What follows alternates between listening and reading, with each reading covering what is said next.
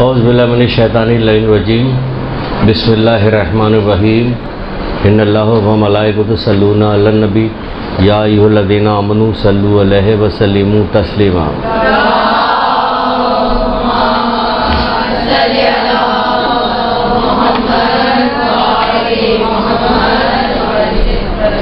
بسم اللہ الرحمن الرحیم ایاک نعبد و ایاک نستعین۔ درود پڑھیے محمد علیہ وسلم۔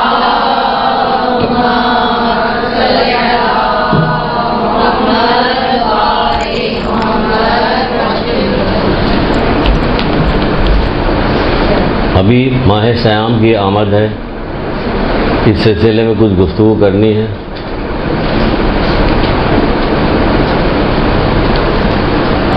اس میں آپ کو ہم کچھ الگ الگ چیزیں بتائیں گے۔ ویسے تو اور سارے علماء آئے تھے، آ کے کچھ بتا گئے تھے، ہم ذرا ایک دوسرے زاویے سے آپ سے گفتگو کریں گے۔ پہلی چیز تو یہ ہے کہ ماہ صیام جب شروع ہوگا، ویسے تو پوری زندگی کے لیے، ہر لمحے کے لیے، روزانہ کے لیے، لیکن بعض دن اور بعض ساعتیں ایسی ہوتی ہیں جس میں بہت ساری چیزوں کی جو ہے اس کا جو درجہ، اس کا ثواب بہت زیادہ بڑھ جاتا ہے۔ جیسے کہ آپ لوگ درود پڑھتی ہیں، بہت زیادہ ثواب ہے، لیکن جمعے کے دن پڑھتی ہے، اس کا ثواب بالکل الگ ہے۔ ظہر سے کے درمیان پڑھتی ہے، اس کا ثواب الگ ہے نا، سب کے ثواب الگ الگ۔ اسی طرح آیت اللہ دست غیب اپنی کتاب سورہ حجرات کی تفسیر میں لکھتے ہیں کہ ماہ رمضان کا بہترین تحفہ محمد آل محمد پہ درود پڑھنا ہے۔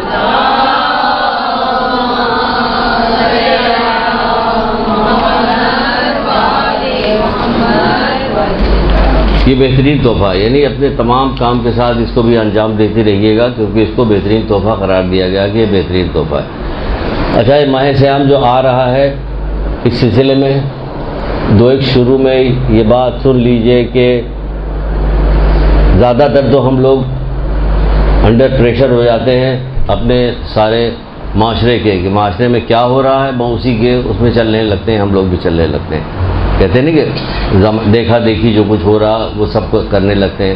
ایک ماہ صیام کا ایک طرح سے دیکھا جائے تو جیسے کہ ایک تہوار سا آ گیا ہے، اب اس کے اوپر کام کرنا، لیکن یہ کہ بالکل ایک الگ چیز ہے، اس کو الگ فضیلت ہے اس کی، اور ایسی فضیلت ہے کہ ابھی سنیے گا کیسی فضیلت، کہ اس کے لیے بھی شوق پیدا ہو۔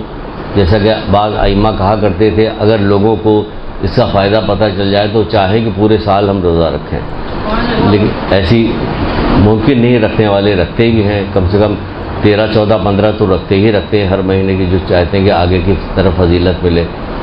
بہت سارے ایسے، جیسے میرے مولا کو بھی ماہر کہنے تمہاری دنیا کی 3 چیزیں بہت پسند تھی، مہمان نوازی کرنا، گرمیوں کو روزہ رکھنا، اور کہتے تھے اللہ کی راہ میں جہاد کرنا، یہ بہت پسند تھا۔ جب ایک دفعہ کسی عالم سے ہم نے سنا تھا کہ وہ فرما رہے تھے کہ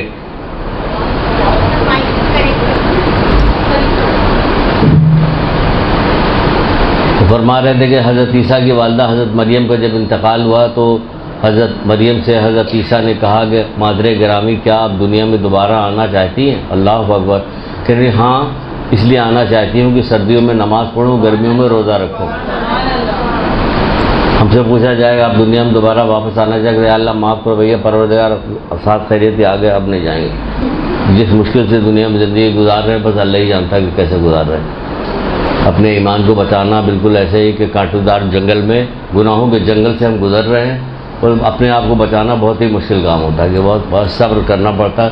ابھی آگے چل کے صبر کی بھی حدیث آئے گی، اب سنیے گا کہ اگر پتہ چل جائے، لوگوں کو صبر کا فائدہ معلوم ہو جائے تو چاہیں کہ ہمارے اوپر مصیبتیں اڈیل دی جائیں کہ ہم صبر کرتے رہیں، لیکن اللہ تعالیٰ جانتا ہے کہ ہمارے جذبات میں آگے گفتگو کرنے سے کچھ گفتگو اور ہوتی ہے، حقیقت کچھ اور ہوتی ہے، کہ ہم اپنے آپ کو کہاں پہچان پاتے ہیں۔ بہرحال، تو یہ کون سا مہینہ آ رہا ہے؟ دیکھیے ذرا غور کیجیے گا، غور سے سنیے گا، اللہ تعالیٰ سے دعا کیجیے گا، بلکہ ماہ صیام کے آنے میں اب 2 ہی 4 دن رہ گئے ہیں، اگر ہمیں یہ ساری فضیلت پتہ چلے تو واقعی رو کے پروردگار سے دعا کر کے، مالک جو کچھ تم نے ہمارے پر فرض کیا ہے اس مہینے میں، مالک مجھے کرنے کی توفیق عطا فرما، کیونکہ اس قدر زیادہ ثواب ہے، اس قدر زیادہ ثواب ہے کہ علماء لکھتے ہیں کہ اس ثواب کو گنا ہی نہیں جا سکتا، نہ بیان کیا جا سکتا۔ پہلا شکر تو یہی ہوگا کہ اگر ان سارے ثواب کو آپ سنیے گا تو آپ کو لگے گا پہلا شکر یہی ادا کریں گے کہ ہمارے کتنے جاننے والے چیز اس دنیا سے چلے گئے، اللہ کا لاکھ لاکھ شکر ہے کہ ہمیں پھر سے ماہ صیام مل رہا ہے، کہ اس کی برکتیں ہم اس کو سمیٹیں اپنے، تو کوئی کام نہ کرے، صرف برکتیں سمیٹتے رہیں کہ یہی کام کرتے رہیں. جیسے کھیل کا جب زمانہ آتا نہیں، جب کھیل ویل ہوتا ہے تو کوئی آدمی کچھ بھی نہیں سوچ رہا ہوتا کہ ہمیں اسٹیڈیم میں جانا ہے، بس کپڑے لتے ہو، فکر ہے یہ ٹیلی فون، تم بھی چلو ہم بھی چلو، ساری فکر یہی لگی رہتی ہے. حالانکہ کچھ بھی نہیں ملتا، صرف گنوا کے آتے ہیں، وقت گنوا کے آتے ہیں، نامہ اعمال میں گناہ لکھوا کے آتے ہیں. لیکن جہاں اتنے زیادہ ثواب بتائے جا رہے ہیں وہاں پہ کوئی ویسا والا ثواب کمانے کا اہتمام نہیں نظر آتا. نظر آتا کس کا؟ سحری آفتاب، جبکہ اس کا بھی ثواب ہے، اگر دیکھا جائے تو اس کا بھی ثواب. تو اللہ کے رسول کیا فرماتے ہیں؟ اب سنیے، شروع کرتے ہیں. اللہ کے رسول فرماتے ہیں لوگوں تمہارے سامنے کیا ہو رہا؟ تمہاری طرف برکت اور رحمت کا مہینہ اور گناہوں سے معافی کا مہینہ آ رہا ہے. برکت، رحمت، تمہارے گناہوں سے معافی کا. گناہ تو ہمیں عام دنوں میں بھی معاف ہوتے رہتے ہیں، گناہ تو عام دنوں میں معاف ہوتے رہتے ہیں. توبہ استغفار کرتے ہیں، اللہ رحم کرنے والا، توبہ کو قبول کرنے والا، معاف کر دیتا. تو اس مہینے میں کیسی معافی ہے؟ تو اس مہینے میں جو یہ مہینہ اسی کے حساب سے معافی بھی ہے. تو تمہارے سامنے کیا آ رہا؟ تمہاری طرف برکت، رحمت اور گناہوں کی معافی کا مہینہ آ رہا ہے. یہ وہ مہینہ کہ خدا کے نزدیک سب مہینوں سے سب سے بہتر ہے، سب مہینوں سے سب سے زیادہ بہتر، جس کے دن باقی دنوں سے بہتر ہے، جس کی راتیں باقی راتوں سے بہتر ہے، جس کی گھڑیاں باقی مہینوں کی گھڑیوں سے بہتر ہے. ایک ایک سیکنڈ کی تعریف اللہ کے رسول کر رہے ہیں، ایک ایک سیکنڈ کی تعریف کر رہے ہیں کہ اس میں ایک ایک سیکنڈ کی تعریف. یہ وہ مہینہ ہے جس میں خداوند عالم نے تمہیں اپنی مہمان نوازی کی طرف بلایا ہے. سنیے گا ذرا، اس پہ توجہ دیجیے گا. یہ وہ مہینہ ہے کہ جس مہینے میں اللہ تعالیٰ نے تمہیں اپنی مہمان نوازی کی طرف بلایا ہے. یعنی مہمان ہمیں خود پروردگار نے بنایا، ہم خود سے زبردستی نہیں پہنچ گئے گھنٹی بجا کے مان نہ مان میں تیرا مہمان. لیکن یہاں اللہ تعالیٰ نے بلایا ہے، مہمان بلایا ہے. مہمان، اب جب مہمان بلایا ہے تو اب ذرا یہ سنیے کہ اللہ تعالیٰ کی نگاہ میں مہمان کی کیا وقت ہے. وہ وقت جب آپ کی سمجھ میں آ جائے گی تو آپ کی خود سمجھ میں آئے گا کہ جب پروردگار نے مہمان کے طور پہ ہمیں بلایا ہے تو پھر کیا ہوگا. لیکن مہمان بن کے چلیے چھوڑیے، ابھی آگے چلتے پھر دیکھتے ہیں. مہمان بلایا، اللہ تعالیٰ نے ہمیں اس مہینے میں کیا کیا کہ اپنی طرف مہمان بلایا، مہمان نوازی کی دعوت دی. اچھا، مہمان نوازی کی دعوت، حضرت ابراہیم علیہ السلام، حضرت ابراہیم علیہ السلام کے طریقہ کار تھا کہ بغیر کسی مہمان کے کبھی کھانا نہیں کھاتے تھے. ایک طریقہ کار تھا حضرت ابراہیم علیہ السلام. ایک دفعہ ایسا ہوا کہ ادھر ادھر دیکھا، تلاش کیا، جب کوئی مہمان نہیں ملا تو پریشان ہوئے. پھر آگے گئے تو ایک بوڑھا شخص ملا، اس کو لے آئے اپنے یہاں کھانا کھلانے کے لیے، چلو ہمارے ساتھ کھانا کھا لو. وہ آیا شخص، بیٹھا، ہاتھ دھویا، ہاتھ دھونے کے بعد بیٹھ کے کھانا کھانا. کہنے لگا، جیسے اس نے لقمہ اٹھایا کہا بسم اللہ پڑھو، کہا بسم اللہ پڑھو. اس نے کہا ہم نے 70 سال سے ہم کسی کو خدا کو نہیں مانتے، ہم بسم اللہ کیوں پڑھے؟ ہم تو مانتے ہی نہیں اللہ کو، ہم بسم اللہ بھی نہیں پڑھیں گے. کہنے لگا تم بسم اللہ نہیں پڑھو تو اٹھ جاؤ یہاں سے، ہم تمہیں کھانا بھی نہیں کھلائیں گے. انبیاء تھے نا، نبی تھے نا، تو بسم اللہ. یہاں ہمارے گھر میں عام بچہ بوڑھا کوئی بسم اللہ، اتنا باتوں میں لگے رہتے ہیں کہ کون بسم اللہ، یہ پلیٹ ادھر دو، وہ دو، وہ بسم اللہ یاد ہی نہیں. کھانا دیکھے تو باولے ہو جاتے ہیں، بسم اللہ کیسے یاد رہے گا. تو کیا ہوا؟ کہا بسم اللہ پڑھو، بسم اللہ پڑھو. اس نے کہا نہیں بسم اللہ تو ہم نہیں پڑھیں، ہم نے 70 سال میں نہیں پڑھا، آپ کیوں پڑھیں؟ چلا گیا. اللہ کی رحمت، اس کی محبت دیکھو. کاش ہم لوگوں کے دلوں میں اللہ کی محبت پیدا ہو جائے، ایسی محبت پیدا ہو جائے کہ ہمارے آزاد جوارے سے ہماری اس سے پتہ چلے کہ یہ کوئی عاشق جا رہا، اللہ سے عشق کرنے والا، محبت کرنے والا بندہ جا رہا، ایسا لگے. کیونکہ عاشقوں کے حلیے سے اور چال ڈھال سے پتہ چل جاتا ہے نا، تو ہمارے چال ڈھال سے بھی حلیے سے پتہ چل جائے کہ ہم گناہ کرنے سے بیزار ہیں. پہلی محبت تو اللہ تعالیٰ کی یہی کہ ہم گناہ کرنے سے بیزار ہیں، گناہ نہیں کرتے، نیکی کی طرف سبقت کرتے ہیں. تو بہرحال کیا ہوا؟ اللہ تعالیٰ کی طرف سے وحی آئی، اے ابراہیم تم نے اسے کیوں بھگا دیا؟ سنیے گا ذرا، بڑی عبرت والی. اے ابراہیم تم نے اسے کیوں بھگا دیا؟ کہہ رہے پروردگار اس نے تیرا نام نہیں لیا تھا. اب حضرت ابراہیم کو اتنی محبت تھی، نام نہیں لیا اس لیے میں نے اس کو اٹھا دیا. اللہ تعالیٰ کیا کہتا ہے؟ اللہ تعالیٰ کہتے ہیں اے ابراہیم 70 سال سے یہ مجھے نہیں مانتا، میں اس کو رزق بھی دے رہا ہوں، اس کو ساری چیزیں عطا فرما رہا ہوں. 70 سال سے مجھے نہیں مانتا، لیکن میں سب چیزیں اس کو فراہم کر رہا ہوں. کائنات کی جتنی چیزیں سب اس کے ساتھ لگے، دھوپ ہے، سورج ہے، روشنی ہے، کھانا پینا، ہر چیز. آپ آج بھی دیکھ لیجئے جو کافر لوگ ہیں، جو مشرک لوگ ہیں، جو اللہ تعالیٰ کو نہیں مانتے، بت پرست لوگ ہیں، سب کام ان کے یہاں ہو رہا ہے. ان کی کھیت کھلیان میں چیزیں بھی پیدا ہوتی ہیں، ان کا بچہ بھی پیدا ہوتا ہے، ان کا جو بیمار پڑ جاتا ہے وہ اچھا بھی ہوتا ہے، شفا بھی ان کو ملتی ہے، وہ ترقی کر رہے ہیں، آگے کی طرف ہو رہا ہے کہ نہیں ہو رہا. تو جو لوگ لا الہ الا اللہ محمد رسول اللہ علی ولی اللہ کہہ رہے ہیں، ان کے ساتھ کیوں نہیں ہو رہا؟ ان کے ساتھ بھی سب ہو رہا. ہم اس کو درک نہیں کر رہے ہیں. ہم اپنے آپ کو ان کے ساتھ ملاتے کہ جو ان کے ساتھ ہو رہا وہی ہمارے ساتھ ہو. ہمارا بالکل سلسلہ الگ ہے. تو کیا ہوا 70 سال سے نہیں ہم اسے دے رہے تھے، تم نے اسے کیوں نہیں کہا بلاؤ اس کو؟ کہا بلاؤ اس کو. حضرت ابراہیم علیہ السلام بھاگے، اس کے پیچھے گئے، دوڑ کے جا کے اس کو بلایا، پکڑ کے لے کے آنے لگے، چلو میرے ساتھ کھانا کھا لو. اس نے کہا نہیں، میں تمہارے ساتھ کھانا نہیں کھاؤں گا. حضرت ابراہیم نے اصرار کیا. جب حضرت ابراہیم نے بہت زیادہ اصرار کیا تو کہنے لگا پہلے یہ بتاؤ تم مجھے بلا کیوں رہے ہو؟ تو پہلے تو اب کیوں بلا رہے ہو تم مجھے؟ کہنے لگے کہ وہ پروردگار کی طرف سے میرے پاس وحی آئی، اس نے کہا کہ میں اسے 70 سال سے ساری نعمتیں عطا کر رہا ہوں، تم نے ایک دن اسے کھانے پہ بلایا اور تم نے اس کو بھگا دیا کہ میرا نام نہیں لیا. میں تو میرا نام نہیں لیتا تھا، اس کے باوجود میں سب کچھ اسے دیتا تھا. اس نے تھوڑی دیر کے لیے گردن جھکائی، شرمندہ ہوا، کہا بات تو صحیح ہے، ندامت کی، کہا کہ میں کلمہ پڑھتا ہوں مسلمان ہوتا ہوں. کلمہ پڑھ کے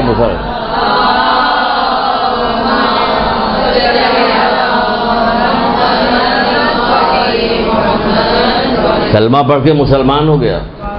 اللہ تعالیٰ ہمارے پاس اللہ تعالیٰ کی سب سے بڑی مہربانی تو یہی کہ ہم علی ولی اللہ کہتے ہیں.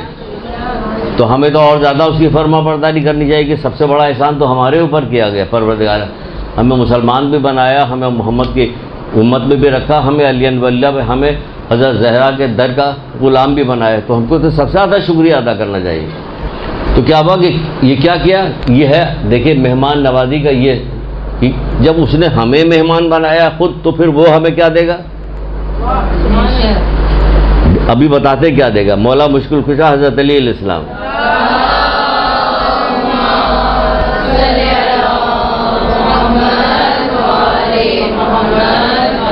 ایک روایت سنیے مولا کی، حسین ترین، بہت ساری روایتوں میں ایک روایت میں نے نکالی. آپ فرماتے ہیں جو مومن بھی مہمان کو پسند کرتا ہے، جو مومن بھی مہمان کو پسند کرتا ہے تو کیا ہوتا، کہتے ہیں کہ کیا ہوتا ہے، وہ اپنی قبر سے اس طرح اٹھے گا. جو مومن بھی اپنے مہمان کو پسند کرتا ہے وہ قبر سے اس طرح اٹھے گا کہ اس کا چہرہ 14ویں کی چاند کی طرح دمک رہا ہوگا. اس کا چہرہ 14ویں کی چاند کی طرح دمک رہا ہوگا. لوگ اسے دیکھ کر کہیں گے یہ نبی مرسل کے علاوہ کوئی نہیں ہو، یہ نبی مرسل کے علاوہ کوئی نہیں ہو سکتا. تو ایک فرشتہ کہے گا کہ یہ وہ مومن ہے جو مہمان کو پسند کرتا تھا اور اس کا احترام کرتا تھا، لہٰذا اس کے لیے جنت میں داخل ہونے کے سوا تو کوئی راہ نہیں. جنت میں داخل، اتنی بڑی چیز، جنت میں داخل ہونے کے سوا تو کوئی راہ ہی نہیں اس کے لیے. جنت میں یہ مہمان نوازی کا فائدہ بتایا جا رہا ہے، یعنی کھانا کھلانے کا، مہمان نوازی کا فائدہ کہ جنت میں جانے. تو اللہ تعالیٰ جب اپنا مہمان بنائے گا، یہ تو بندے نے مہمان بنایا ہے تو پروردگار اس کو اتنا اجر دے رہا. جو پروردگار خود مہمان بنائے گا تو کیا اجر دے گا؟ یہ سوچ. اس لیے میں نے دو چیزیں مہمان کی نکالی کہ اسے اللہ کے رسول کہتے ہیں کہ اس نے تمہیں اپنی مہمان نوازی کی طرف دعوت دی ہے. اگر مہمان کے بارے میں ایک کسی کا قول ہے، کسی کا یہ یاد نہیں آ رہا کہ کس کا ہے، وہ کہتے ہیں کہ مہمان جب میزبان کے گھر میں آتا ہے تو نابینا بن کے آتا ہے، جب جاتا ہے تو گونگا بن کے جاتا ہے. کیا مطلب ہوا؟ لیکن مہمان جو آتا ہے اس کے بھی کچھ آداب ہیں کہ وہ کیا کرے. گھر میں تاک جھانک نہیں کر رہا ہوتا ہے، کیا نہیں کر رہا ہوتا نہیں. اس کے بعد اگر تاک جھانک والا نہیں، کوئی عورت کے گھر میں، تو آپ کو جو کچھ دیکھ رہا وہ جا کے باہر بیان نہ کرے کہ ان کے گھر یہ ہو رہا، ان کے گھر. مہمان نوازی کے بھی کچھ آداب ہوتے ہیں، کچھ طریقے ہوتے ہیں. تو اللہ تعالیٰ نے ہمیں جب مہمان بنایا تو اس کے لیے بھی تو کچھ آداب ہوگا. اس کا پہلا آداب تو یہی ہے کہ روزہ رکھو تاکہ تم متقی ہو جاؤ. اور یہیں پہ جو ہے گاڑی ہچکولے کھانے لگتی ہے نا، اس کا پیٹرول ختم ہو جاتا ہے.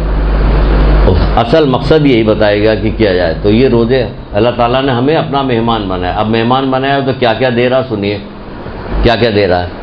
روزے دار کہتے اے روزے دار تمہیں مبارک ہو کہ اس مہینے میں تمہاری سانس تسبیح کا درجہ رکھتی ہے، اس مہینے میں تمہاری سانس تسبیح کا درجہ رکھتی ہے۔ اس کی ادراک ہوتا کہ اس کے کیا معنی ہیں تو بلند آواز میں صلوات پڑھی جاتے ہیں۔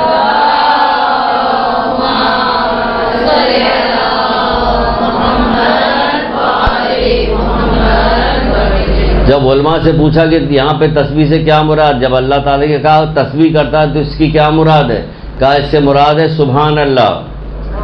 ہماری ہر سانس جو ہے سبحان اللہ کا سبحان اللہ کہہ رہی ہے۔ تو آپ اگر کتاب میں دیکھا کہ سبحان اللہ کا کیا فائدہ ہے تو چھٹے امام جعفر صادق علیہ السلام ارشاد فرماتے ہیں،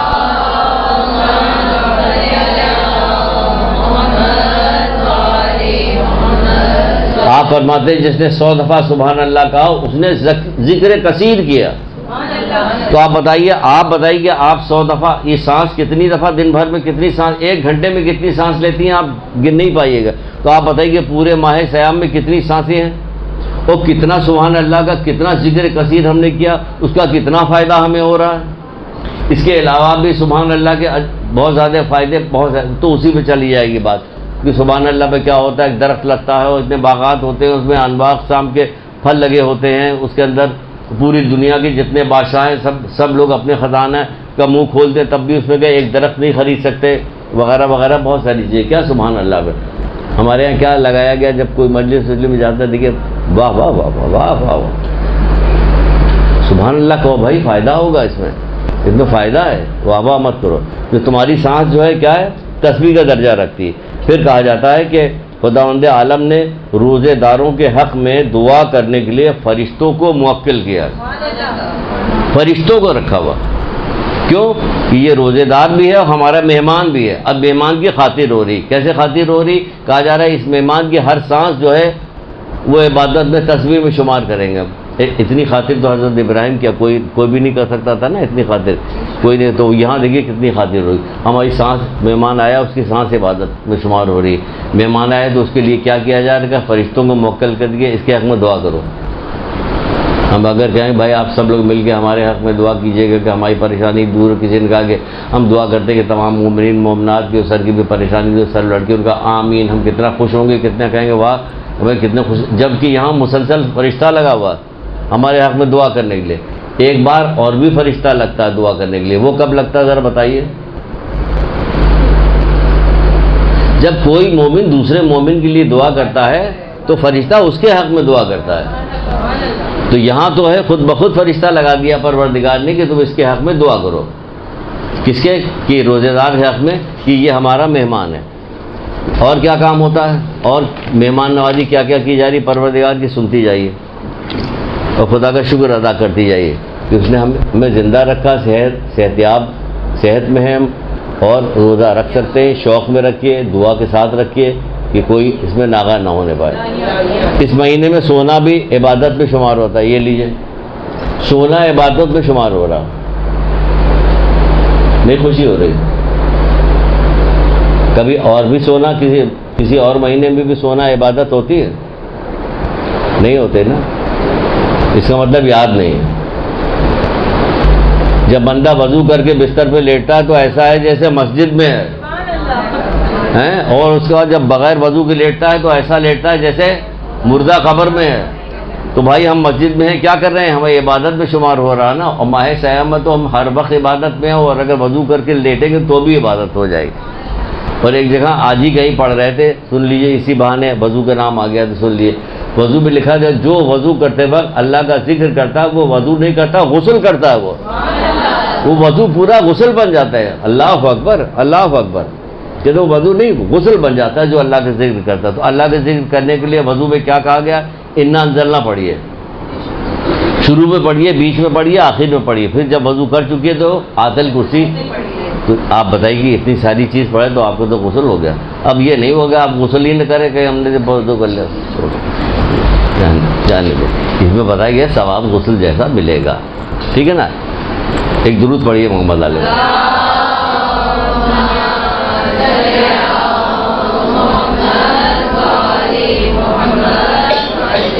مولا مشکل کشا اس مہینے کے لیے آپ سے سفارش کرتے ہیں، کہتے ہیں، کیا کہتے ہیں کہ تم پر لازم ہے کہ ماہ مبارک رمضان میں کثرت سے دعا اور استغفار کرو. تم پر لازم ہے کہ ماہ رمضان میں کثرت سے دعا اور استغفار کرو. اب کیوں کرو؟ کیونکہ دعا جو ہے بلا کو دور کرتی ہے اور استغفار تمہارے گناہوں کو مٹا دیتی ہے. تو دعا عام حالت میں بھی دور کرتی ہے نا، اور استغفار. تو اگر ماہ سیام آ جائے گی تو سوچے کہ یہ دعا اور یہ استغفار کتنا پاورفل ہوگا کہ ہر حال میں مٹا دے گا، ہر حال میں ہمارے گناہوں کو مٹا دے گا، ہر حال میں ہم سے بلاؤں کو دور کر دے گا. ہر حال میں نیت کیجیے گا، جو کہا ہے مولانا بالکل صحیح ہے، بالکل صحیح ہے. تو ہم استغفار بھی کریں گے اور دعا بھی کریں گے اور تمام مومنین کے لیے بھی دعا کریں گے تو یقیناً مشکلات بھی دور ہوگی اور ہمارے گناہ بھی حقیقتاً مٹ جائیں گے. کیوں مٹ جائیں گے؟ کیونکہ اگر آپ نے دعا نہ کی اور اپنے گناہوں کو نہ مٹایا اور صحیح طرح سے روزہ نہ رکھا تو پھر کیا ہوگا؟ پھر دیکھیں عجیب غریب بات ہوگی. جو شخص اس مہینے میں اللہ تعالیٰ کی بخشش سے محروم رہے گا وہ بدبخت اور اس کی عاقبت خراب ہے. اتنا ثواب بتایا گیا اور اس کے باوجود یہ کہا جا رہا ہے اگر نہ بخشوا پایا اپنے آپ کو تو وہ بدبخت ہے اور اس کی عاقبت خراب ہے. کیوں بدبخت ہے، کیوں عاقبت خراب ہے؟ ابھی بتاتے ہیں کیوں. بھائی اس کی وجہ یہ ہے کہ آپ کو اتنی زیادہ نعمتیں دی جا رہی، اتنا زیادہ برکات دیا جا رہا کہ ابھی آگے چل کے سب بتاتے چلے جائیں گے کیا کیا پروردگار مہمان نوازی میں کیا کیا کر رہا ہے. اتنا ایک ایک سانس میں، سونے میں، جاگنے میں، چلنے میں، ہر چیز میں آپ کو جو ہے اتنی نعمتیں دے رہا کہ جس کی کوئی انتہا نہیں. اس کے باوجود کوئی نہ بخشا جائے تو اس کے لیے کہا جا رہا ہے وہ بدبخت بھی ہے، اس کی عاقبت خراب بھی ہے. اور بالکل صحیح ہے کہ آپ کو اس قدر زیادہ نوازا گیا، اس قدر نوازا گیا، پھر بھی آپ گناہ گار ہیں. اس حالت میں آپ نے ماہ سیام کو ختم کیا تو کتنے افسوس کے مقام ہے اور خوف کا مقام. خوف بھی ہے، افسوس بھی ہے، دونوں چیزیں کہ اتنا نہیں. ایک دفعہ رسول اللہ مسجد میں ممبر پر چڑھ رہے تھے، کہا آمین، پھر دوسری سیڑھی پہ چڑھا کہا آمین، پھر تیسری سیڑھی پہ چڑھا کہا آمین. جب یہ 3 دفعہ آمین کہا تو اصحاب نے پوچھا کہ یہ آپ کے آمین کہنے کا کیا مطلب ہے؟ تو اللہ کے رسول نے کہا جب میں پہلی سیڑھی پہ چڑھا تھا اور تو جبریل آئے تھے، انہوں نے کہا تھا کہ ہلاکت ہے اس آدمی کے لیے جو ماہ رمضان کا مہینہ پائے اور اپنے گناہوں کی بخشش نہ کر پائے. تو ہم نے کہا آمین. اتنی خطرناک چیز ہے کہ ہلاکت ہے اس کے لیے جو ماہ سیام کو پائے اپنے گناہ نہ بخشوا پائے تو اس کے لیے کیا چیز ہے؟ ہلاکت ہے. تو اس میں میں نے کہا آمین. جبریل کہہ رہے ہیں یہ آمین کہہ رہے ہیں تو بتائیے کہ کیا ہوگا؟ ہوگا کہ نہیں ہوگا؟ پھر ڈرنا چاہیے کہ نہیں ڈرنا چاہیے؟ ڈرنا چاہیے کہ ہمیں کہ اب وہ کہا جا رہا ہے کہ وہ کہہ رہے ہیں آمین. تو دوسری کیا چیز ہے؟ کہا دوسری کیا چیز بتائی گئی کہ دوسری چیز یہ بتائی گئی کہ دوسری سیڑھی پہ جب پہنچا تو جبریل کا ہلاکت ہے اس آدمی کے لیے جس کے سامنے میرا ذکر ہو اور وہ مجھ پہ درود نہ پڑے.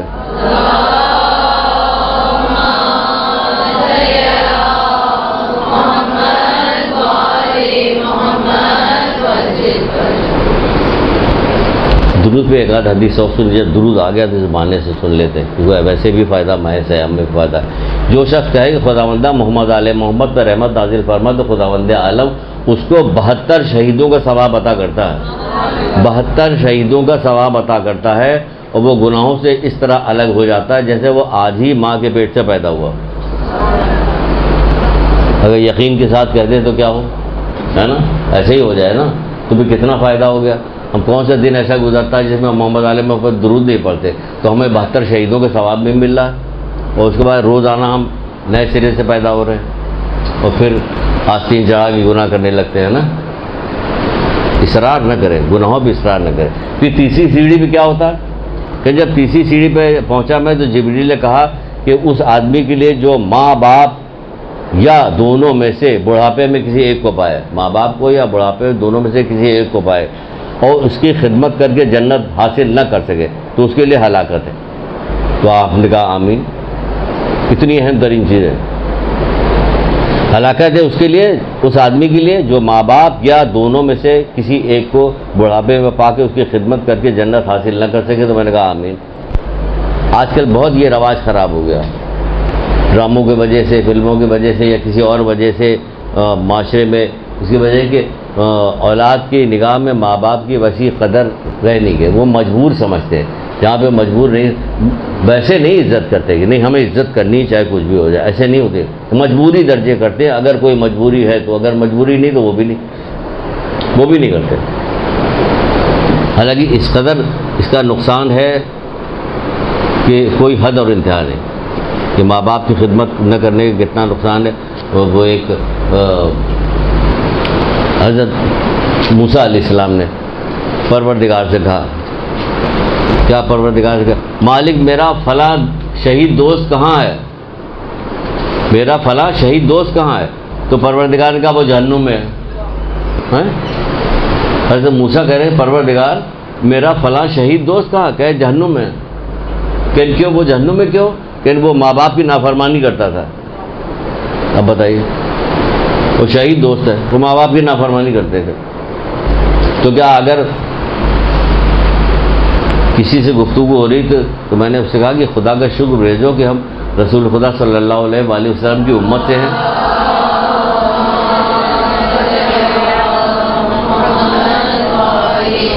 جس کی وجہ سے بہت ساری چیزوں سے ہم بچے ہوئے ہیں. کسی زمانے میں یہ ہوا کرتا ہے جب لوگ چوری کرتے تھے یا کوئی گناہ کرتے تو ان کے گھر کے دروازے پہ لکھ دیا جاتا اور اسی وقت ان کو عذاب ملتا تھا.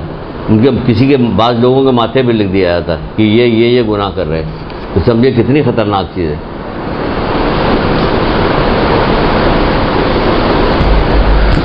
تو ہم اس کو بیان نہیں کرتے آج کہ کیا کہ وہ ماں باپ کا نافرمان تھا. پھر اتنی خطرناک حدیث ہے کہ پڑھتے ہوئے ڈر لگتا ہے. یقیناً رونٹے کھڑے ہو جاتے ہیں کہ یا اللہ تمام مومنین مومنات کو اس سے محفوظ رکھتے ہیں. رونٹے کھڑے ہو جاتے ہیں، ڈر لگتا، خوف لگتا. سچ مچ بتا رہے ہیں آپ سے.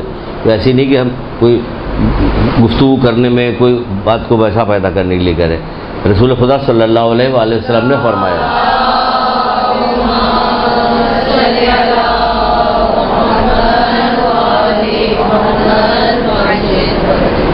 آپ نے فرمایا کہ اللہ تعالیٰ نے دو فرشتے، ایک فرشتہ دعا کرتا ہے کہ خداوندہ والدین کے ساتھ نیکی کرنے والوں کو اپنی عصمت کی قسم ہر آفات و بلیات سے محفوظ رکھے. والدین کے ساتھ نیکی کرنے والے کو ہر آفات و بلیات سے محفوظ رکھے. ایسے بھی لوگ کسی زمانے میں کبھی گزرے ہیں کہ ابھی باپ نے پیر نیچے رکھا ہے کہ اب ٹٹول بھی چپل کا بچہ دوڑ کے آگے چپل پیر کے نیچے ڈال دیتا ہے. اب ایسے بچے کہیں رہ گئے؟ انصاف سے بتائیے، کہیں دیکھنے میں آتا، سننے میں آتا؟ ہمارے اندر کوئی جذبہ ہے؟ نہیں، کوئی جذبہ نہیں. جس طرح گستاخی سے گفتگو کرتے ہیں کہ وہ تو کہیے کہ اللہ تعالیٰ نے اپنی رحمت سے تھوڑی سی رحمت جو ہے والدین کی اس کے اندر ڈال دی جس کی وجہ سے درگزر کرتے رہتے ہیں، معاف کرتے رہتے ہیں. وہ اس طرح سے غم زدہ یا غصے میں نہیں آتے جس طرح عام لوگ ایک دوسرے کی حرکت میں غصے میں آ جاتے ہیں. کیونکہ ماں کا دل ہوتا ہے نا، ماں کا دل تو وہ ایسے ہی ہوتا ہے. ماں کے دل اس میں بڑا رحم کرنے والا ہوتا ہے. کیونکہ اور دوسرا فرشتہ کیا کام کرتا ہے؟ دوسرا فرشتہ یہ کہتا ہے کہ بد دعا کرتا ہے. دوسرا فرشتہ بد دعا کرتا ہے، کہتا ہے خداوندہ نافرمانی کرنے والوں کو اپنی غضب کے سبب سے ہلاک کر دے. نافرمانی کرنے والوں کو اپنی غضب کے سبب ہلاک کر دے. محفوظ رکھے پروردگار ہم لوگوں کو، اس سے محفوظ رکھے. وہ بہت اہم ترین چیز ہے. کسی نے پوچھا کہ اے اللہ کے رسول باپ کا کیا حق ہے؟ کہا جب تک زندہ رہے اس کی اطاعت کرتے رہو. باپ کا کیا حق ہے؟ کہ جب تک زندہ رہے. کہ ماں کا کیا حق ہے؟ کہ جتنے ریت کے ذرات ہیں، جتنے بارش کے قطرے ہیں، اگر تیری عمر اتنی بڑی بھی ہو جائے تب بھی تو ایک رات جو تیرے پیدا ہونے میں اس نے جو زحمت اٹھائی اس کا بھی بدلہ نہیں چکا سکتا. یہ اللہ کہہ رہے ہیں، اللہ کے رسول کہہ رہے ہیں. ایسی نہ جانے کتنی روایتیں موجود ہیں، سب کچھ موجود ہے، لیکن دیکھیں تماشا کیا. کیونکہ آج کل جیسے وقت گزرتا چلا رہا ہے، عزت و احترام اور اس کا سارا جو سلسلہ ختم ہوتا چلا جائے. بالکل ختم ہوتا ہے. ختم کیوں ہو رہا؟ کیونکہ کوئی ایک دوسرے کو ٹوکنے والا نہیں رہ گیا. میں تمہارے ساتھ کتنی جب زندگی آخری ختم ہوگی تو کہا جائے گا اس کے نامۂ اعمال میں سب سے زیادہ یہی والی حدیث لکھی ہوئی کہ میں تمہارے 60,000 نیکوکار 40,000 بدکار پہ عذاب نازل کروں گا. کیوں نازل کریں گے؟ کہ وہ برائی کرنے والوں کو برائی سے روکتے نہیں. 60,000 نیکوکار ہماری نیکی کام کی کس کام کی کہ ہم برائی کرتا ہوا کسی بچے کو دیکھیں اور اسے ٹوکے نہ, اسے منع نہ کریں, پیار سے منع کرے, محبت سے منع کرے, لیکن معاشرے میں منع کرنا چاہیے. اللہ اس کمزور مومن کو اپنا دشمن جانتا ہے جو ایمان نہیں رکھتا. تو پوچھنے والوں نے پوچھا نا کہ اللہ کے رسول یہ کیسے ممکن ہے کہ کوئی مومن بھی ہو ایمان بھی نہ رکھتا ہو, یہ وہ ہے جو برائی سے نہیں روکتا. برائی سے روکنا ہمیں, تو برائی سے روکنے کے لیے ہمیں برداشت کرنا پڑے گا. پہلے صبر کا مادہ لانا پڑے گا کہ برائی سے روکنے کے لیے ہم غضبناک ہو گئے تو پھر سامنے والا نہیں سنے گا. یہ اس طرح سے نہیں کیا, یہ برائی کو روکنے کے لیے اس طرح سے گفتگو کی جائے گی, اس طرح سے بات کی جاتی جیسے طبیب جو ہے بیمار پہ مرہم رکھتا, مرہم, اس طرح سے کام ہوگا. طبیب کی طرح کام ایسا تھوڑی ہوتا کہ آپ نے کبھی کسی طبیب کو دیکھا کہ کچھ کہنے کا ڈاکٹر صاحب مجھے 104 ڈگری بخار ہے, جیسے ڈاکٹر ایک ہاتھ جوڑے 104 ڈگری بخار ہے تو نہیں کوئی مسئلہ نہیں ہے, سب ٹھیک ہو جائے گی. وہ کہتا نا جیسے طبیب بیمار سے گفتگو کرتا ایسے بات کی جاتی بیمار سے. تو یہ کیا ہوگا, یہ کس سلسلے میں, یہ اس سلسلے میں کہ جو والدین کو پائے اور اس کے بعد پانے کے بعد وہ اس کی فرما برداری نہ کرے تو کیا ہوگا, اس کے ساتھ یہ سارے نقصانات ہوں گے. پھر اس مہینے میں کیا کہا جا رہا ہے, دیکھیے والدین کے ساتھ بھی نیکی کرنا آپ کو اس مہینے میں زیادہ بلکہ پریکٹس کیجیے, کیونکہ ہمیں ماہ صیام کی ساری برکتیں چاہیے. تو اس مہینے میں پریکٹس کیجیے, عزیز رشتہ داروں کے ساتھ بھی حسن سلوک کیجیے کیونکہ ہمیں ساری برکتیں چاہیے. ویسے دیکھیے گا تو کوئی ایسی چیز اس میں سے نہیں بتائی گئی ہے جو عام زندگی میں عام مہینوں میں ہم سے نہیں تقاضا کیا گیا.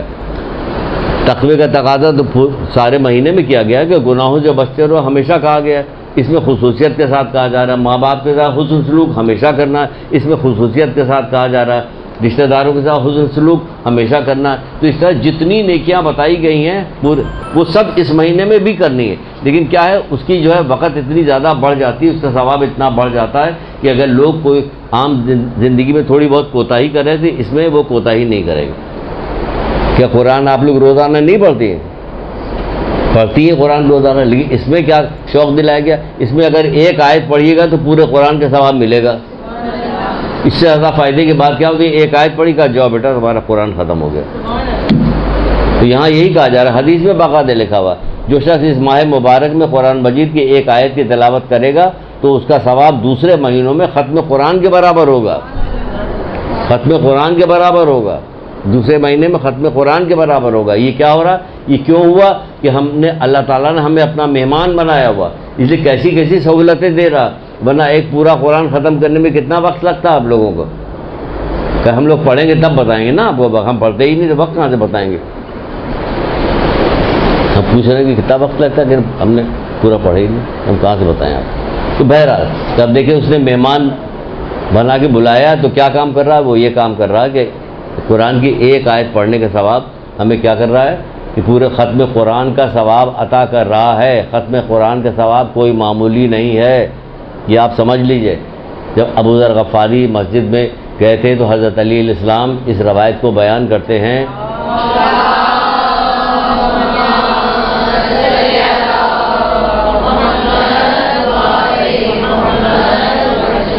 کہتے ہیں ابو ذر غفاری نے آ کے رسول خدا صلی اللہ علیہ وآلہ وسلم سے کہا, اے اللہ کے رسول, ایک عابد کا جنازہ ہے, اس میں شرکت کرنا زیادہ فضیلت رکھتا ہے یا عالم کے محفل میں بیٹھنا زیادہ شرکت رکھتا ہے؟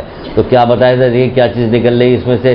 تو اللہ کے رسول نے کہا کہ شہید کے جنازے میں شرکت, 1000 شہید کے جنازے میں شرکت کرنے سے عالم کے مجلس میں بیٹھنا بہتر ہے. وہ عابد پوچھ رہا, اللہ کے رسول شہید بتا رہے 1000 شہید کے جنازے میں شرکت کرنے سے بہتر ہے.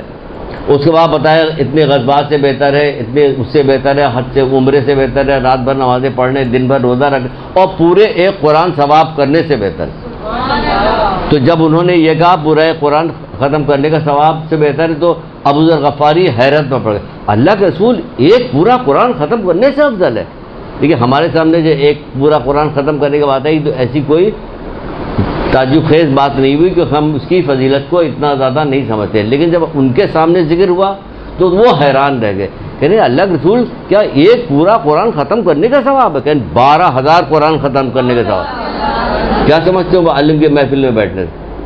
کیونکہ آپ اگر کہیں آپ جا رہی ہیں, راستے میں کہیں سے ملاقات ہو جا رہی, ہم نے کوئی بات کسی جگہ بتا دی کسی محفل میں کسی تو اس پہ اتنا مزہ یا اتنی ہمارے پاس اثر نہیں ہوتا جتنا آپ یہاں پہ آگے بیٹھی ہوئی. اب جو سن رہی اس کا اثر بہت زیادہ نہیں ہے, یہ ایک فطرت ہے, اس کا ثواب بہت زیادہ ہے کئی وجہ سے.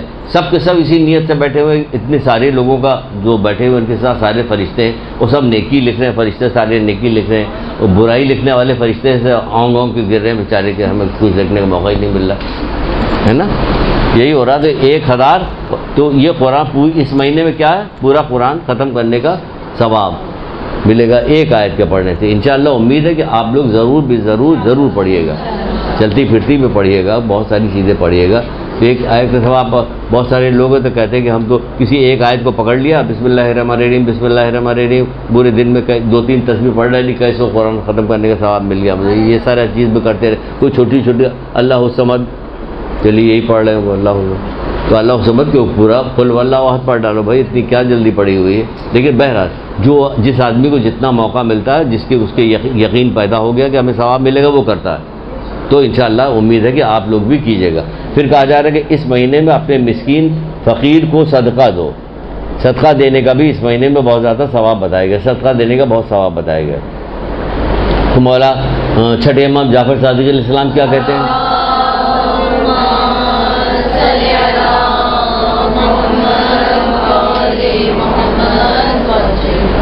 دیکھیے اب ہر چیز سے ثواب بڑھ رہا, تو صدقے کے بھی ثواب اس مہینے میں بڑھ گیا. کتنا زیادہ بڑھ گیا کہ کیا فرماتے ہیں کہ 1 درہم صدقہ دینا 1 دن کے مستحب روزے سے افضل ہے. وہ دے رہا صدقہ اور ثواب ملا ہے مستحب روزے سے افضل. کہ کتنی فضیلت کی بات ہے, ایک صدقہ ہے, 1 درہم صدقہ آپ نے دیا تو کیا ہے, مستحب روزے کے ثواب آپ کو مل رہا, اس سے بھی افضل. مستحب روزے کے ثواب کے برابر نہیں, اس سے بھی افضل. کہ مستحب روزہ ثواب رہے, اس سے بھی مل رہا. دیکھیے یہ فائدہ ہو رہا ہے اس میں صدقہ دینے کا. امید ہے صدقہ بھی دیتے رہیے گا, اور مرحومین کو ہرگز فراموش نہ کیجیے گا. اپنے جو آپ کے مرحومین ہیں ان کو فراموش نہیں کیجیے گا. پھر کیا کہا جا رہا ہے, بوڑھوں کی تعظیم کیجیے, چھوٹوں پہ رحم کیجیے. ارے بھائی بوڑھوں میں سب سے پہلے اپنے اماں ابا کی تعظیم کر لیجیے, باقی بوڑھوں کی بھی تعظیم کیجیے. لیکن اس مہینے میں الگ سے بھی بتایا جا رہا ہے کہ بوڑھوں کی تعظیم کیجیے اور چھوٹوں پہ رحم کیجیے. جو پٹائی کرنے والی خواتین ہیں بچوں کے اوپر, وہ ہوشیار ہو جائیں گے, اس مہینے میں مارنے نہیں دیں گے ان کو, کسی کو بھی. ویسے بھی نہیں ماریے گا, بری بات, بچوں کو مارا نہیں جاتا. تو چھوٹوں پہ رحم کیجیے, رشتہ داروں پہ مہربانی کیجیے. یہ رشتہ داروں کے ساتھ حسن سلوک کیجیے. ایک آدھ ابھی حدیث آئے گی رشتہ داروں کے سلسلے میں, تو سنا دیں گے آپ کو, وہ بھی سنا دیں گے. اور کیا کرنا ہے اس مہینے میں, اپنی زبان کو محفوظ رکھنا ہے. غیبت, چغلی, غصہ, بد کلامی, تمام چیزوں سے محفوظ رکھنا ہے. کیونکہ 90% ہمارے روزے کا ثواب زبان ختم کرتی ہے. اس لیے سب سے زیادہ کنٹرول اسی زبان کو کرنا ہے. 90% ہماری نیکیاں جو ہے, خالی ماہ سیام کے نہیں, پوری زندگی کی نیکیاں جو ہے, یہ 90% جو ہے زبان خراب کر دیتی ہے. سب سے زیادہ اس کو کنٹرول کرنا. جب غصہ آ جاتا تو ساری چیزیں زبان سے یا ہاتھ پیر سے ظاہر ہوتی ہے, اس میں زبان سے سب سے پہلے ظاہر ہوتی ہے. سب سے بڑی فضیلت کی چیز جب یہ آگے بتائیں گے انشاءاللہ, جلدی بات کریں, بہت ساری گفتگو کرنی. حسن اخلاق ابھی آئے گا. حسن اخلاق کا اس مہینے میں کیا فائدہ کیا نہیں. حسن کتنی بڑی چیز ہے, لیکن کیا ہوتا آدمی کی زبان کی وجہ سے حسن اخلاق ختم ہو گیا. اخلاق والا کہاں رہا, ابے تبے کر کے بات کرے, تو میں کر رہا, تو اس کو کہا یہ بہت اخلاق کا بہت اچھا آدمی ہے. یہ تو میں کر رہا ہے, اخلاق کا اچھا آدمی ہے, تو خراب آدمی ہے. سخت گیری, سخت طریقے سے بات کرنا بہرا. لیکن اس میں سب سے زیادہ دخل کس چیز کا, زبان کا. زبان کو سب سے زیادہ کنٹرول کرنے کو کہا گیا. عام طور پہ لوگ جو ہیں باتیں کرنے والے وہ کہتے ہیں دیکھیے اللہ تعالیٰ نے زبان کی ایسی چیز رکھی کہ 32 دانت کے درمیان زبان رکھی گئی, پھر 2 ہونٹ بھی رکھے گئے کہ کسی طرح سے یہ باہر نکلنے نہ پائے. یہ ہے کہ اندر ہی نہیں جا رہی, باہر تو بہت دور کی بات. چپ ہونے کو تیار نہیں.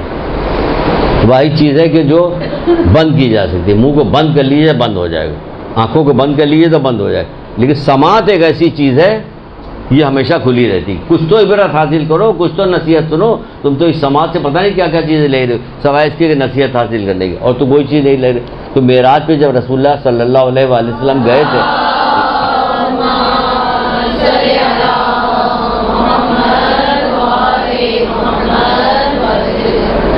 تو تو پوچھا گیا تھا کہ سب سے بہتر کیا چیز؟ تو پروردگار نے کہا تھا کہ میرے نزدیک سب سے زیادہ محبوب عبادت خاموشی اور روزہ ہے.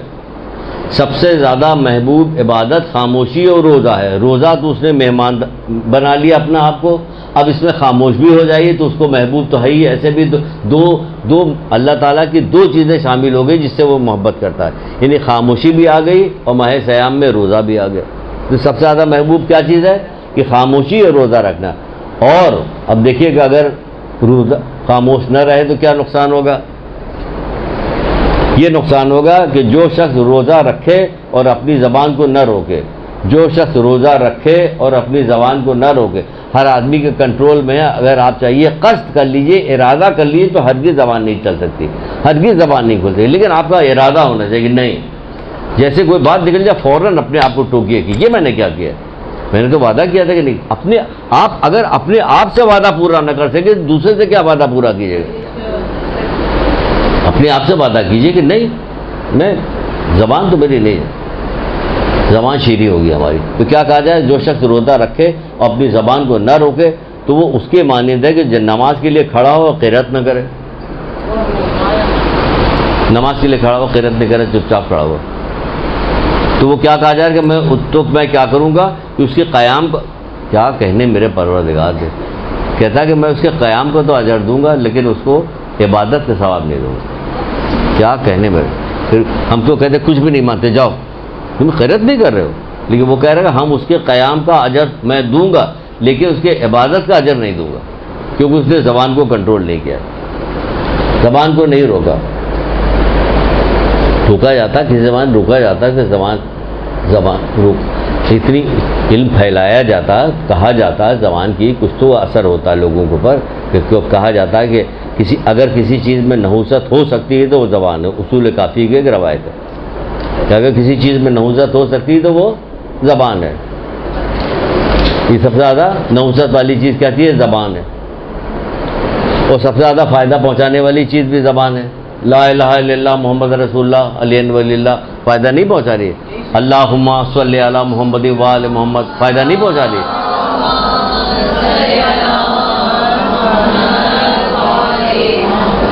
کسی غمزدہ آدمی کو جا کے اپنی زبان سے تسلی دے دی، فائدہ نہیں پہنچا رہی ہے. کسی کا غم آپ نے دور کر دیا، جا کے بات کر کے کچھ کر کے اس کے ہمدردی کر دے. کسی ڈرے ہوئے جا کے آپ نے اس کو ملا دیا تو فائدہ نہیں دے رہی. اتنا فائدہ دیتی کہ جس کو کوئی حد رکھتا نہیں. ہمارے یہاں بالکل اس کا الٹا کام ہوتا ہے. جتنا جھوٹ بولا جا سکتا ہے جھوٹ بولا جاتا ہے. اللہ رحم کرے ہمارے حال پہ. دیکھیے جتنے آج کے جلسے جلوس میں جو گفتگو کی جاتی ہے سنیے آپ اس کو کہیے کہ یا اللہ کتنا جھوٹ بولے گا یہ آدمی، یہ بندہ کتنا جھوٹ بولے. سب جھوٹ بول رہے ہوتے ہیں شروع سے آخر تک. خیبر سے کراچی تک کئی کروڑ جھوٹ روزانہ بولے جاتے ہیں، کئی کروڑ کئی ارب جھوٹ روزانہ بولے جاتے ہیں. آگے وہاں کہاں جا رہے ہیں آپ؟ یہیں آ جائیے کلاس میں. اگر پوچھا جائے قسم کھا کے کہو کہ کون کون جھوٹ نہیں بولتا تو یہاں پہ کوئی وہ تھوڑی ہو رہا، کہیے کوئی میدان قیامت تھوڑی لگائے. کلاس ہو رہی ہے، اپنی کلاس لیجیے. اب ہم لوگوں سے کہاں پوچھ رہے ہیں کہ قسم کھا کے بتاؤ، لیکن ایک بات کہہ رہے ہیں. اسی لیے توریہ سکھایا گیا. توریہ میں چلتی ہے عقل ہوتی تیز، اس سے کہ مجھے کیا جواب دینا ہے یہ پتہ بھی نہ چلے اور جھوٹ بھی نہ ہو. تو اس میں چلتی ہے عقل تیز ہوتی ہے اس میں. بہرحال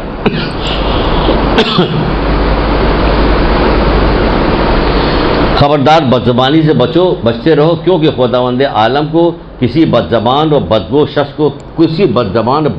کو خداوند عالم پسند نہیں کرتا، پسند ہی نہیں کرتا. جب اللہ ہی نہیں پسند کرتا پورا زمانہ پسند کیا کرے، فائدہ کیا؟ کوئی فائدہ نہیں. پھر کہا جا رہا ہے کہ اس مہینے میں کیا کیا کام کرے. جب آپ مہمان بنی گئے ہیں تو کیا کیجئے کہ اپنی آنکھ کو حرام سے بچائیے. جیسے پہلے کہہ چکے تھے کہ جب آتا تو کیا ہوتا؟ نابینا ہوتا. جاتا کیا تھا؟ گونگا ہوتا. کوئی باتی برائی نہیں کرتا. آنکھ کو حرام چیز سے بچائیے. جن چیزوں کو دیکھنے یا سننے سے منع کیا اس سے اپنے آپ کو روکیے. 2-1 چیزیں سن لیجئے پھر ابھی چلتے ہیں اور آگے. کافی اچھی باتیں ہیں وہ آپ کو بتاتے ہیں. اللہ کرے ماہ صیام میں ساری چیزیں ہم لوگ انجام دیں. کانوں سے وہ ساری چیزیں نہ سنیے جس کا منع سننا. گانا تو اتنا نہیں سنا جاتا ہے جتنی غیبتیں سنی جاتی ہیں. بچائیے اپنے آپ کو، روک دیجئے. کھڑی ہو جائیے، میرا روزہ ہے بھئی یہ نہیں کر سکتی، مجھے معاف کرو میری بہن، مجھے معاف کر دو، مجھے معاف کر دو، ہے نا. کہ بچاؤ اپنے آپ کو. روک سکتی تو روک لو، ہے نا، تو یہ بھی کر لیجئے. یتیموں پہ رحم کیجئے، اپنے گناہوں سے توبہ کیجئے، نماز کو وقت پہ پڑھیے، کہ جو شخص وقت پہ نماز پڑھے گا تو خداوند عالم اپنی عزت و عظمت کی قسم کھا کے کہتا ہے کہ اس مہینے میں سجدہ کرنے والوں کو اور نماز پڑھنے والوں کو عذاب نہ دوں گا. اس مہینے میں سجدہ کرنے والے اور نماز پڑھنے والوں کو عذاب نہیں دوں گا. تو وقت پہ نماز پڑھیے، کثرت کے ساتھ سجدہ کیجیے. جو شخص اس مہینے میں کسی مومن روزے دار کو افطار کرائے تو اسے ایک غلام کے آزاد کرنے کا ثواب ملے گا. ایک غلام. اور سبھی کیا ہوتا ہے تقریباً، بہت کم ایسے لوگ ہوتے ہیں کہ جن کے ہاں روزہ افطار کرایا نہیں آتا، لیکن خدا را یہ سمجھے کہ روزہ افطار تو کرا دیں، اس کا پورا ثواب لیجیے گا، بے پردگی کے ساتھ، دوسری باتوں کے ساتھ، جو اس کے ثواب کو ختم نہ کیجیے گا. کہ ہمارے ہاں یہ ہوتا کہ افطار تو کروائی جاتی، جو رشتہ دار آتے سارے محرم تھوڑی ہوتے ہیں، نہ جو عورتیں آتی ہیں وہ ساری محرم ہوتی کہ ہم ان کو دیکھتے رہیں، روزہ بھی کھولتے جا رہے ہیں، دیکھتے بھی جا رہے ہیں، بے پردہ ہیں. تو جو لوگ دوسرے مرد آئے ہوئے ہیں ان کے سامنے تو یہ نہیں. تو آپ اپنا اس کا پورا فائدہ اٹھائیے جو افطار کروا رہی. تو اس سے کیا ہوگا، یہ غلام آزاد کرنے کا ثواب ملے گا اور سابقہ گناہ کی معافی ہو جائے گی. جو شخص اس مہینے میں، اب ایک دوسرا پوائنٹ آ رہا ہے، جو شخص اس مہینے میں اپنے اخلاق کو ٹھیک کرے گا، یعنی اخلاق اگر آپ کا ٹھیک ہے تو سبحان اللہ، اگر آپ کے اخلاق ٹھیک ہے تو سبحان اللہ، اگر تھوڑا بہت کچھ کمی بیشی تو آپ کو دعوت دی جا رہی اس مہینے. جو شخص اس مہینے میں اپنے اخلاق کو ٹھیک کرے گا تو وہ پل صراط سے آسانی کے ساتھ گزر جائے گا جب لوگوں کے پیر لڑکھڑا رہے ہوں گے. یہ آپ کو اس مہینے کا انعام دیا ہے. ورنہ پورے سال آپ کو اخلاق ٹھیک کرنے کی بات کہی کہ اپنا اخلاق درست کیجئے، خوش اخلاق بنو پورے سال. لیکن اس مہینے میں خاص طور سے دعوت دی گئی اس بات کی کہ جو شخص اپنے اخلاق کو ٹھیک کرے گا تو کیا ہوگا، تو خداوند عالم اسے پل صراط سے آسانی کے ساتھ گزارے گا جبکہ لوگوں کے پیر وہاں پھسل رہے ہوں گے، آسانی کے ساتھ گزار دے گا. اور خالی یہی نہیں کہ آپ کو پل صراط سے آسانی سے گزار دے گا، ایک اور کام بھی ہو رہا. عام دنوں میں آپ کا اخلاق اچھا ہوگا، اس کا جو ثواب مل رہا تو مل رہا، لیکن اگر ماہ سیام میں آپ کا اخلاق اچھا ہے تو دو چیزیں آپ کو نصیب ہو رہی ایک وقت میں. ایک تو آپ کا خود ہی روزہ ہے، دوسرے حسن اخلاق کا روزہ رکھنے کا بھی ثواب بتائے گا. جیسے کہ ابھی یہ حدیث سناتے ہیں، جس کا اخلاق اچھا ہوگا تو خداوند عالم اسے دن کو روزے دار اور رات کو عبادت گزار کے درجے تک پہنچا دے گا. بتائیے، روزے سے تو ہم آئی ہیں ویسے بھی، تو اگر ہمارا اخلاق اچھا ہوگا تو کیا ہوگا، تو اس کے بعد الگ سے روزے کا ثواب ہمیں ملے گا اور رات کو عبادت کرنے کا ثواب ہمیں ملے گا. کس وجہ سے؟ اچھے اخلاق کی وجہ سے. اللہ تبارک و تعالیٰ بندے کو حسن اخلاق کی بنا پر ایسا ثواب عطا کرتا ہے کہ جیسے راہ خدا میں صبح شام جہاد کرنے والے کو. آپ خود جہاد کبھی کرنا نہیں ہے تو آپ کو جہاد کی فضیلت، جہاد کا ثواب مل رہا ہے. یعنی جہاد کیسے کیا جاتا ہے، جہاد کا ثواب، جہاد کے ثواب پہ سب خاموش بیٹھے، کہیں واقعی نہ بھیج دیا جائے. آپ کو کہیں نہیں بھیجا جا رہا، آپ کو گھر ہی میں رکھا جا رہا ہے کہ آپ جہاد کیجئے. کیسے جہاد کیجئے کہ اللہ تبارک و تعالیٰ بندے کو حسن اخلاق کی بنا پہ ایسا ثواب عنایت فرماتا ہے جیسے راہ خدا میں صبح شام جہاد کرنے کا ثواب.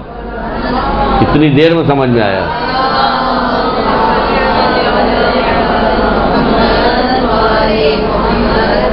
ویسے بھی عورتوں کا جہاد جو کیا گیا، اچھی شوہرداری. تو یہ تو اتنا پھنسا گیم ہو گیا کہ ماں باپ کو نہیں مانتے، شوہر کو کیا مانیں. بھائی بھائی کا وقت نہیں، سارے رشتے ٹوٹتے چلے جا رہے ہیں. جیسے جیسے وقت ختم ہوتا جا رہا تو رشتے ٹوٹتے چلے جا رہے ہیں. تبھی تو رسول اللہ نے کہا کہ قیامت بدترین لوگوں پہ واقع ہوگی، بدترین لوگوں پہ. تبھی تو کہا کہ امام زمانہ آئیں گے تو کیا کریں گے، گناہوں سے پاک کریں گے. تو یہ سارے گناہ پاک کیسے پاک کر دیں گے، پانی سے دھو کے پاک کریں گے. ڈنڈے چلیں گے پھر دماغ صحیح ہو جائے گا. ابھی سیدھے سیدھے بات کی جا رہی تو نہیں مانا جا رہا، کہا جا رہا تو نہیں مانا. نیک فرما بردار اچھے لوگ وہ جو ایک دفعہ بات کہی جاتی ہے مان جاتے ہیں. تو قول مولا مشکل کشا حضرت علی کے جو روایت بھی محاورہ بھی بن گیا کہ لاتوں کو بھوت باتوں سے نہیں مانتے. مولا کا بھی قول ہے لاتوں کے بت باتوں سے نہیں مانتے. بھائی تو کون ہو جو باتوں سے نہیں مان رہے؟ اور باتیں بھی وہ جو قرآن و حدیث ہے. اللہ اکبر، اس سے بہتر کیا چیز ہو سکتی ہے کہ اس سے بھی نہ مانے آدمی؟ تو کس چیز سے مانے گا آدمی؟ پھر تو بھائی یہی ہوگا کہ جلا جلو کے تطہیر کی جائے گی، آخر میں صاف کیا جائے گا، پاک کیا جائے گا. خداوند عالم ایسا کیا کرتا ہے کہ اس کو ایسا ثواب دیتا ہے کہ جیسے صبح شام جہاد کرنے کا ثواب دیا جا رہا ہے آپ کو. آپ کا جہاد تو گھر میں بچے کو اچھی تعلیم دینا، شوہر کے ساتھ حسن سلوک کرنا، یہ سب آپ کا جہاد میں شامل ہو جائے گا. والدین کے ساتھ نیکی کرنا، سب جہاد. اب چلیے یہ ساری چیزوں کا کنٹرول کیا چیز کرے گی؟ پہلے ایک دودھ پڑھیے پھر بتاتے ہیں.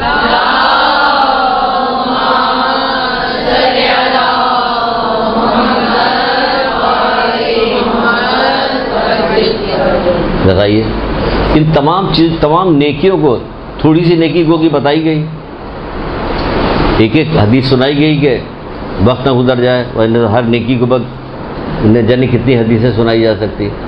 تو یہ بتایا گیا یہ ساری چیزوں کو کنٹرول کون کرے گا؟ زبان. کیا چیز؟ دیکھیے پہلے چلیے یہی سے بتا دیتے ہیں کیا چیز کنٹرول کرے گی.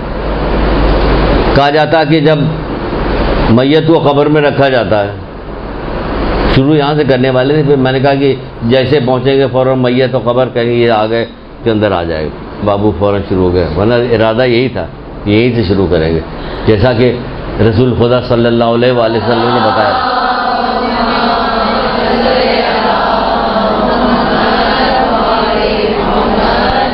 اس کو بیچ میں ڈال دیتے ہیں، ورنہ یہ ہم ماہ سیام میں گھما پھرا کے اس کو ضرور سناتے ہیں. اس سے بڑی عبرت ملتی ہے، فائدہ اس سے ہوتا ہے. کیا فائدہ ہوتا ہے کہ ایک دفعہ اللہ کے رسول کہیں بیٹھے ہوئے تھے، یا تو دیکھا کہیں مجمع لگا ہوا تھا، کہیں بھیڑ کیسے لگی ہوئی تھی. کسی نے بتایا کہ یہاں قبر کھودی جا رہی. جیسے سنا قبر کھودی اور فوراً تیزی کے ساتھ گئے، اور جانے کے بعد وہاں پہ قبر کے ایک طرف بیٹھ گئے. تو جو صحابی تھے وہ کہنے لگا میں دوسری طرف بیٹھ گیا کہ دیکھیں اللہ کے رسول کیا کرتے ہیں. تو ہم نے دیکھا کہ اللہ کے رسول نے گریا شروع کیا، اور اس قدر گریا کیا کہ آپ کے رخسار آنسوؤں سے تر ہو گئے. ہم یہاں اپنے عزیز رشتہ دار کی قبر پہ کھڑے ہو کے باتیں بنا رہے تھے، گریا کہاں کرے، ہنسی مذاق ہو رہا، موبائل سے کھیل رہے ہوتے. کیا سنگ دلی ہو گئی، سنگ دل ہو گئے ہم لوگ. اور سنگ دل ہمیشہ گناہ کی وجہ سے دل سخت ہوتا ہے. گناہوں کی وجہ سے دل سخت، سنگ دل ہو گئے. دیکھا اللہ، آپ بتائیے اللہ کے رسول کیوں گریا کر رہے ہیں؟ وہ گریا کر رہے ہیں، وہ صحابی کہہ رہے ہیں کہ ہم سارے لوگ بھی گریا کرنے لگے. پھر اللہ کے رسول ہماری طرف انہوں نے منہ کیا اور کہنے لگے اس مثالی گھر کی تیاری کرو. کس طرح یہ وہیں کہہ سکتے تھے جہاں بیٹھے ہوئے تھے سب کے ساتھ، وہیں کہہ سکتے تھے قبر کھودی جا رہی تو کہ تم لوگ بھی قبر کی تیاری ٹھیک سے کرنا. وہاں آئے پریکٹیکل کر کے دکھایا کہ اس مثالی گھر کی تیاری کرو، تاکہ یہ واقعہ جو ہمارے ساتھ تم لوگوں کو پیش آیا تم لوگ بھول نہ سکو. کیوں کہا مثالی گھر کی تیاری کرو؟ کیونکہ اس کے اندر کوئی جگہ ایسی چھوڑی نہیں ہے پروردگار نے کہ جہاں ہمیں تنبیہ کرنے کے لیے کوئی چیزیں بتائی نہ گئی ہوں. کہتے کہ رسول اللہ ہی کا قول ہے، جسے میں پہلے سنانے جا رہا تھا، اب سن لیجیے اس کو.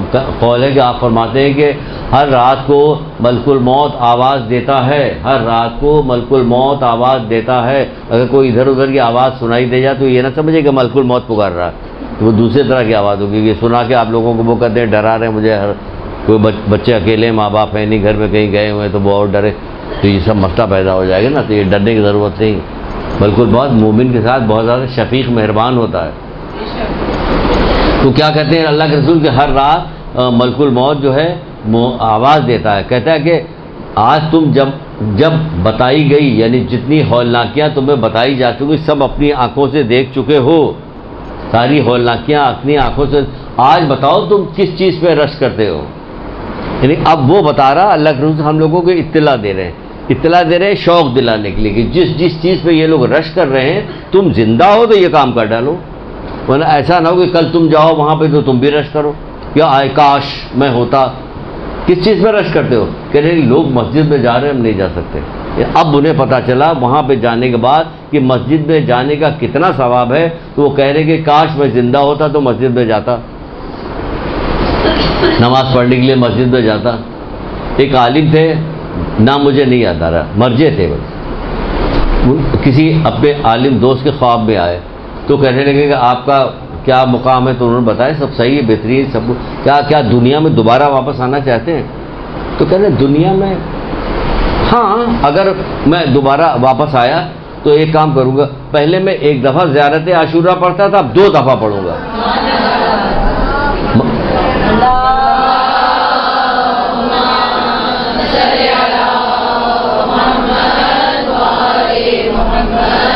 یہاں یہ بات بتانے کی کیا ضرورت ہے؟ بتانے کی یہ ضرورت ہے کہ جب وہ وہاں پہنچے تو تمام نعمتیں ذرا مرجے تھے، بہت زیادہ ان کو ثواب ملا ہوگا، لیکن انہوں نے دیکھا کہ زیارت عاشورہ پڑھنے کا اتنا ثواب ہے، اگر ہمیں کاش پہلے سے پتا ہوتا تو میں 2 دفعہ پڑھتا۔ اس لیے وہ کہہ رہے ہیں کہ اگر میں دنیا میں دوبارہ آیا تو اسی لیے آؤں گا کہ اب پہلے زیارت عاشورہ 1 دفعہ پڑھتا تھا، اب 2 دفعہ پڑھتے۔ آپ کتنی دفعہ پڑھتی ہیں؟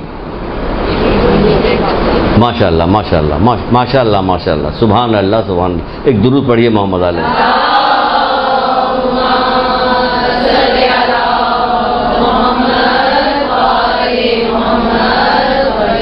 لوگ جو ہے مسجدوں میں جا کے نماز پڑھ سکتے ہیں، ہم نہیں پڑھ سکتے۔ لوگ اپنے مال میں سے زکوٰۃ اور خمس وغیرہ دے سکتے ہیں، ہم نہیں دے سکتے۔ آپ نے لوگ جو ہیں اپنے گھر والوں کے جو خرچہ ہے سارا چیزیں بچا کے اپنے بچوں سے سب چیز جو بچتا ہو اس کا صدقہ دے سکتے ہیں، ہم نہیں دے۔ اب سب پتہ چل رہا کہ صدقہ دینے کا کتنا ثواب ہے، خمس کا کتنا ثواب ہے۔ یہاں تو روکے رہتے ہیں نا، خود بہانے سے نہیں دیتے، غفلت کرتے۔ اس کو جا کے پتہ چلا وہاں پہ قبر میں کہ خمس کا کیا، خمس زکوٰۃ کا کیا ثواب ہے۔ اسے وہاں پتہ چلا کہ نماز مسجد میں پڑھنے کا کیا ثواب ہے۔ اسے پتہ چلا کہ صدقہ خیرات دینا، اپنے گھر والوں سے بچا کے لوگوں کو دینا کیا ثواب ہے۔ اس کو پتہ چلا کہ لوگ ماہ صیام کا روزہ رکھتے ہیں، ہم نہیں رکھ سکتے۔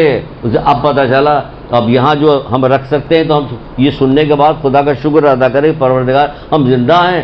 اس کی بات سن کے ہم نے عبرت حاصل کی کہ وہ وہاں پہنچ کر حضرت کر رہا ہے، قبر میں پہنچ کے حضرت کر رہا ہے کہ کاش ہم بھی زندہ ہوتے تو ہم ماہ صیام کا روزہ رکھتے، کاش ہم بھی زندہ ہوتے تو کثرت کے ساتھ ذکر خدا کرتے۔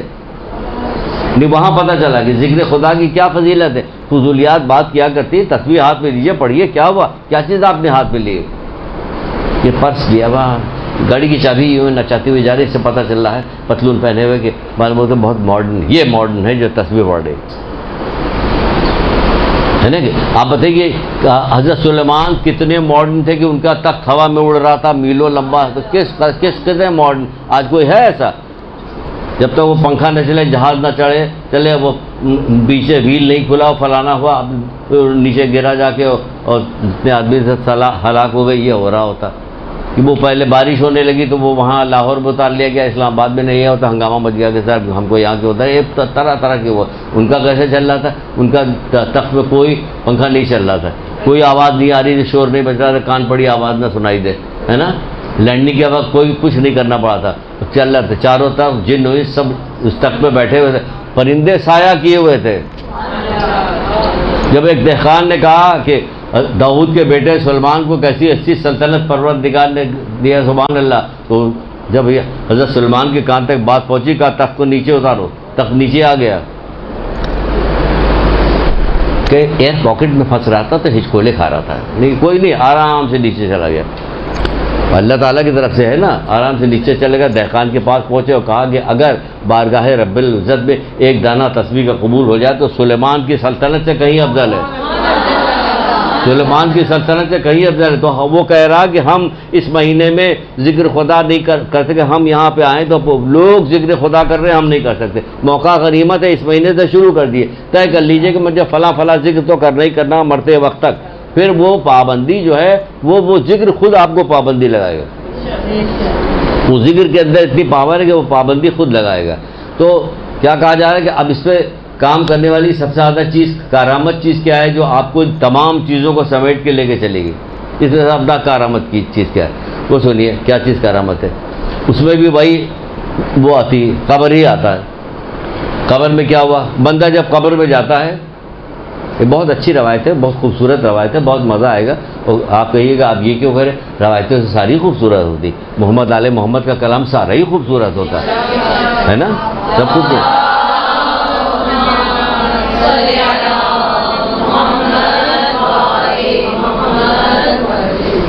بعض روایتیں تو واقعی ایسی ہوتی ہیں جب اس کو نکال کے اوپر رکھ لیں کہیں سے بھول نہ جائیں.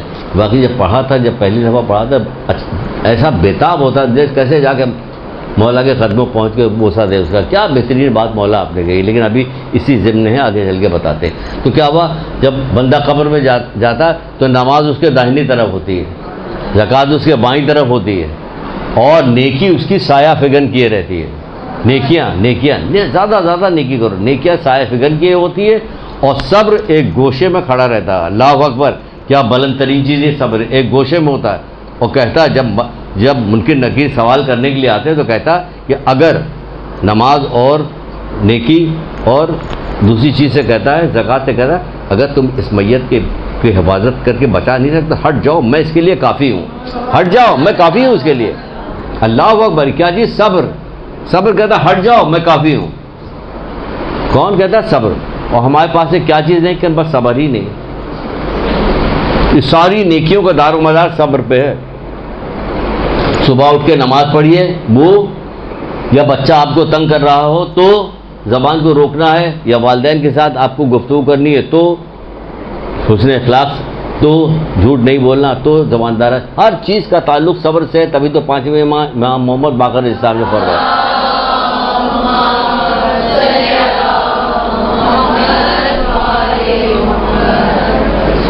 یہ جو ابھی آپ کو سنائی ہے نماز جو ہے اس کے دائنی طرف ہوگی، زکوٰۃ اس کے بائیں، زکوٰۃ کو بائیں طرف، یہ اصول کافی کی روایت ہے جو آپ کو میں نے سنائی. تو کیا کہا جا رہا کہ کس سلسلے میں بات ہو رہی تھی؟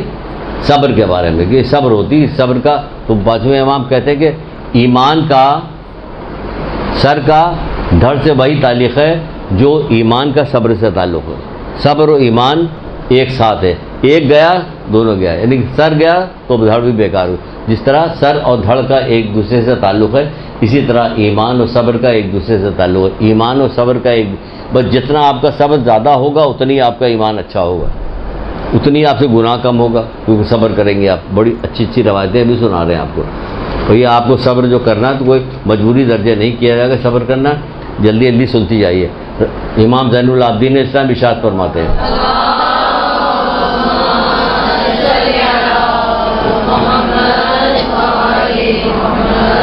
شاباش، جلدی. آپ فرماتے ہیں قیامت کے دن ایک منادی ندا کرے گا کہ صبر کرنے والے کہاں ہیں؟ صبر کرنے والے کہاں ہیں؟ وہاں یہ نہیں پوچھا. ایک منادی ندا کرنے کا کہ جتنے پیسے والے لوگ ہیں وہ ادھر آ جائیں، شان سے شوکت سے جائیں گے، بڑی گاڑیوں میں. جتنی حسین عورتیں اس طرح ادھر آ جائیں. وہاں نہیں کہا گا حوروں کو دیکھو کیسی حسین عورتیں، اور جنت پہ جانے والی مومنائیں ہیں ان کو دیکھو ان کا حسن کیسا ہے. تو کیا سمجھتی ہیں آپ اپنے کو؟ حوروں سے 70 گنا زیادہ بلند درجہ ہوگا مومنوں کا. آپ مومنات ہیں، آپ نے یہاں سے اللہ تعالیٰ کے اطاعت و عبادت کر کے گئی ہیں، تو آپ وہاں پہنچیں گی تو آپ کا دل افسردہ ہوگا کہ یہ تو اتنی خوبصورت، میں ایسی ہوں، میں دانت ہل رہا. نہیں، وہاں 70 گنا زیادہ درجات بلند ہوں گے حوروں سے آپ کے. تو وہاں لیکن بلایا کس کو جا رہا؟ آواز کس کو دی جا رہی ہے؟ سن لیجئے، آواز کس کو دی جا رہی ہے؟ صبر کرنے والوں. کہا گا فرشتہ آواز دے گا، ندا کرنے والا آواز دے گا، صبر کرنے والے کہاں ہیں؟ اٹھیں اور بغیر حساب کے جنت پہ چلے جائیں. اٹھیں اور بغیر حساب کے جنت پہ چلے جائیں. اللہ اکبر. صبر کرنے والے کہاں ہیں؟ اٹھیں اور بغیر حساب کے جنت میں چلے جائیں. فرشتے کہیں گے کہ کہاں جا رہے ہو؟ بعض فرشتے کہیں کہاں جا رہے ہو؟ تو یہ کہیں گے ہم جنت پہ جا رہے ہیں. تو کہا جائے گا حساب کتاب؟ وہ کہیں گے ابھی حساب کتاب تو ہوا ہی نہیں، تم کیسے جا؟ وہ کہے گا ہاں حساب کتاب سے پہلے پوچھا جائے گا آخر تم کون لوگ ہو؟ تو وہ جواب دیں گے ہم صابر لوگ ہیں. وہ کہیں گے تم کس چیز پہ صبر کیا کرتے تھے؟ سبحان اللہ. وہ کہیں گے ہم صابر لوگ ہیں. تو فرشتے بیچ میں کہہ رہے ہیں کہ بغیر حساب کتاب کے کیسے جا رہے ہو؟ کہ ہاں بغیر حساب کتاب کے. کہ تم ہو کون لوگ؟ کہ ہم صابر لوگ ہیں. کہ کس چیز پہ صبر کیا کرتے تھے؟ وہ کہیں گے ہم نافرمانی سے، اللہ تعالیٰ کی فرما برداری کرتے تھے اور نافرمانی سے اپنے آپ کو بچاتے تھے، آخری وقت تک اسی پہ جمے رہے. آخری وقت تک اسی پہ جمے رہے. فرشتے کہیں گے پھر ٹھیک ہے، بے شک تمہارا یہی بدلہ ہے. بے شک پھر ٹھیک ہے تمہارا یہی بدلہ. اب تو مجبور ہو گئے، ہاتھ پیر بند گئے ان کے، یہ صابر جا رہا ہاتھ پیر باندھ دیے گئے. تو پھر کہا جا رہا ہے کہ صبر. اچھا ایسی بات نہیں کہ آپ کہیے کہ کیسے صبر کریں. چھوٹی سی حدیث جو ابھی کہا تھی 6 امام کی سناتے ہیں، وہاں آپ کو سناتے ہیں چھوٹی سی حدیث. کیسے صبر کریں؟ یہاں بہت ساری بیٹھی ہوں گی بے صبری. سب ہماری بچیاں، ہم ایسے ہی کہیں گے آپ کو، تو کوئی فکر مت کیجیے آپ، سب ہماری بچیاں، ہمارا طریقہ کار ایسے ہی۔ تو جو چھٹے امام کی حدیث، اللہ اکبر، بہت حسین حدیث، اللہ کتنا شکر ادا کریں محمد آل محمد کا، کتنا شکر ادا کریں اپنے پروردگار کا کہ ہم کہتے کیسے صبر کرتے۔ سنیے، چھٹے امام فرماتے اگر مصیبت سے پہلے صبر نہ پیدا کرتا اللہ تعالیٰ، مصیبت سے پہلے صبر کو نہ پیدا کرتا اللہ تعالیٰ، اگر مصیبت سے پہلے صبر پیدا کیا گیا، دیکھ لیجیے، مصیبت بعد میں آئی، صبر پہلے پیدا ہوئی، یہ مولا کہہ رہے ہیں، چھٹے امام کہہ رہے ہیں اگر مصیبت سے پہلے صبر پیدا نہ کیا جاتا تو مومن کا دل اس طرح ٹکڑے ٹکڑے ہو جاتا جس طرح انڈا پتھر پہ گر کے ٹکڑے ٹکڑے ہو جاتا ہے، اس طرح ٹکڑے ٹکڑے۔ کیوں؟ اس کو سمجھی نہیں آپ کہ کیوں ٹکڑے ٹکڑے ہو جاتے؟ کیونکہ مومن ہے تو برداشت تو کرتا وہ، کیونکہ وہ مومن ہے۔ اس میں فضیلت آپ کی بیان ہوئی ہے، اس کے اندر آپ کی فضیلت کی، مومن کا دل اس طرح ٹکڑے ٹکڑے ہو جاتا جس طرح انڈا پتھر پہ گرنے سے ٹکڑے ٹکڑے ہو جاتا ہے، یعنی کہ مومن ہے تو وہ صبر کرے۔ مومن کی فضیلت بیان کی کہ مومن صابر ہوتا ہے، یہ نکتہ نکل رہا ہے اس کے اندر۔ مومن کون ہوتا ہے؟ صابر ہوتا ہے۔ تبھی تو کہا اگر نہ پیدا کیا جاتا تو یہ ہوتا کہ مومن کے دل ٹکڑے ٹکڑے۔ صابر ہوتا ہے، کون صابر ہوتا ہے؟ پروردگار جتنا ظلم میرے اوپر ہوا کسی نبی پہ نہیں ہوا، رسول اللہ صابر، یہی کہہ رہے ہیں نا، حضرت علی صابر۔ وہ کہہ رہے ہیں کہ لوگ ہمیں سلام کیا کریں گے، ہم سلام کرتے ہیں ہمارے سلام کا جواب نہیں دیتے، صابر۔ یہاں گھروں میں کیا ہوتا ہے، ایک سے دوسری بات اگر کسی کو کہہ دی جاتی ہے تو برداشت نہیں ہوتا، جو چھٹم چھٹا ہو جاتی ہے، یہ جاؤ وہ جاؤ تو جاؤ میں جا۔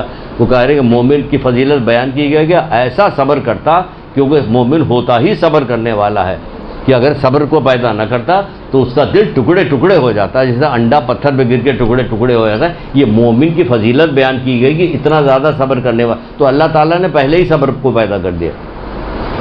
حضرت زہرا نے کیسا صبر کیا، امام حسین علیہ السلام نے کیسا صبر کیا، اللہ اکبر۔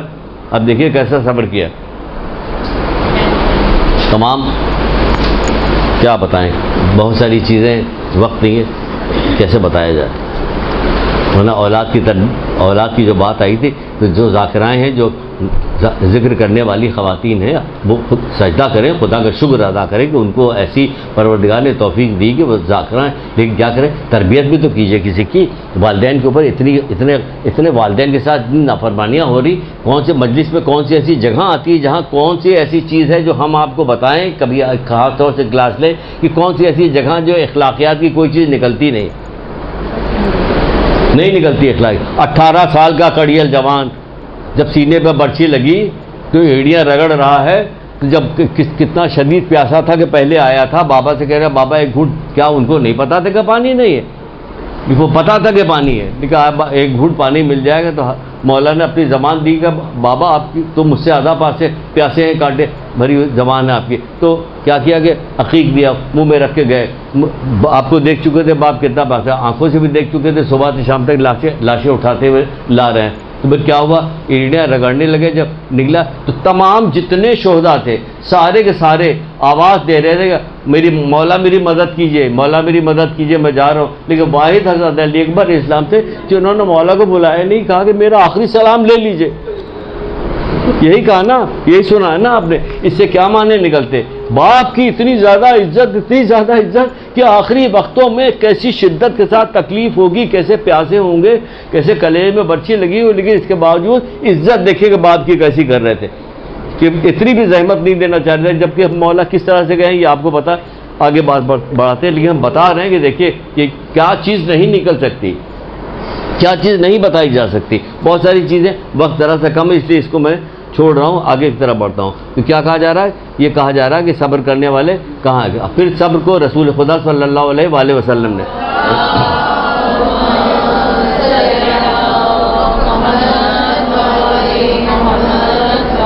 کہہ رہے ہیں صبر جو ہے 3 طرح کے ہوتے ہیں، سن لیجیے، صبر 3 طرح کے ہوتے ہیں، آپ کو اطمینان ہو جائے گا، آپ کو صبر کرنے میں آسانی بھی ہوگی۔ صبر 3 طرح کا ہوتا ہے، ایک مصیبت پہ صبر ہوتا ہے، حقیقت ہے مصیبت آتی ہے تو کہا جاتا ہے کہ صبر کو، جو مصیبت پہ صبر کیا آتا ہے اس کو کیا ہوتا ہے، اور دوسرا صبر جو ہے اطاعت پہ صبر ہوتا ہے، اطاعت پہ اللہ تعالیٰ نے جو حکم دیا اس پہ ہمیں اس کو ہمیں کرنا ہے، تو یہ اطاعت ہوئی، اطاعت پہ صبر۔ اور تیسری چیز کیا چیز ہوتی ہے؟ معصیت پہ صبر، جو گناہوں پہ صبر کرنا ہے۔ تو گناہ کر سکتے ہیں لیکن کریں گے نہیں، دل بیچارہ ہے لیکن کریں گے نہیں، اپنے دل کو منع بھی کریں گے۔ کیوں منع کریں؟ کہ پیٹ کے روزے سے مولا مشکل کشا کہتے ہیں کہ پیٹ کے روزے سے دل کا روزہ بہتر ہے، پیٹ کے روزے سے دل کا کیا حسین ترین بات میرے مولا نے آپ سے کہی ہے، آپ کے مولا نے، میرے مولا آپ کے مولا نے کہی کہ ایک تو ہوتا کہ پیٹ کا روزہ، دوسرا ہوتا دل کا روزہ۔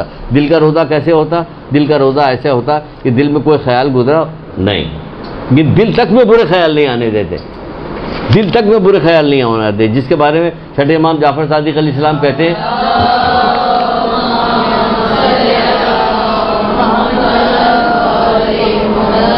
ماہ سیام میں کہتے ہیں پیٹ کے روزے دل کا روزہ بہتر ہے۔ تو ہماری بیوہ بچیاں دل کا روزہ رکھیں گے، پیٹ کا خالی ایسا نہ کہ دلی کا روزہ رکھ کے پیٹ کا غائب ہو جائے، یہ مطلب نہیں ہے اس کا۔ کیا ہے چھٹے امام کیا کہتے ہیں؟ یہ دل کا روزہ جو ہوتا ہے وہ کتنا اچھا ہوتا ہے کہ دل کا پیٹ کے روزے سے بہتر ہے۔ مولا مشکل کشا کہہ رہے ہیں یعنی گناہوں کے بارے میں سوچنے سے بھی پرہیز کرتا ہے، یہ مطلب۔ اب چھٹے امام اس کے بارے میں کیا کریں؟ کتنی خوبصورت بات کریں اور کتنی آپ کو اس سے تسلی ملے گی، شوق ملے گا، آپ اپنے آپ کو دیکھیں کہ کتنی وہ۔ آپ فرماتے ہیں مومن کی عزت کے لیے یہ بات کافی ہے، مومن کی عزت کے لیے یہ بات کافی ہے۔ مومن پورا کا پورا عزت داری تو عزت تو بس اللہ کے لیے، اس کے رسول کے لیے، مومنین کے لیے ہے نا، لیکن پھر یہاں پہ الگ سے کہہ رہے ہیں مومن کے لیے، مومن کی عزت کے لیے بات کافی۔ جب وہ کسی کو حرام کام کرتا ہوا دیکھتا ہے تو اس وقت خدا اس کے دل کی طرف دیکھ رہا ہوتا ہے۔ کیوں دیکھ رہا ہوتا ہے؟ اس لیے کہ وہ حرام کام سے نفرت کر رہا ہوتا ہے۔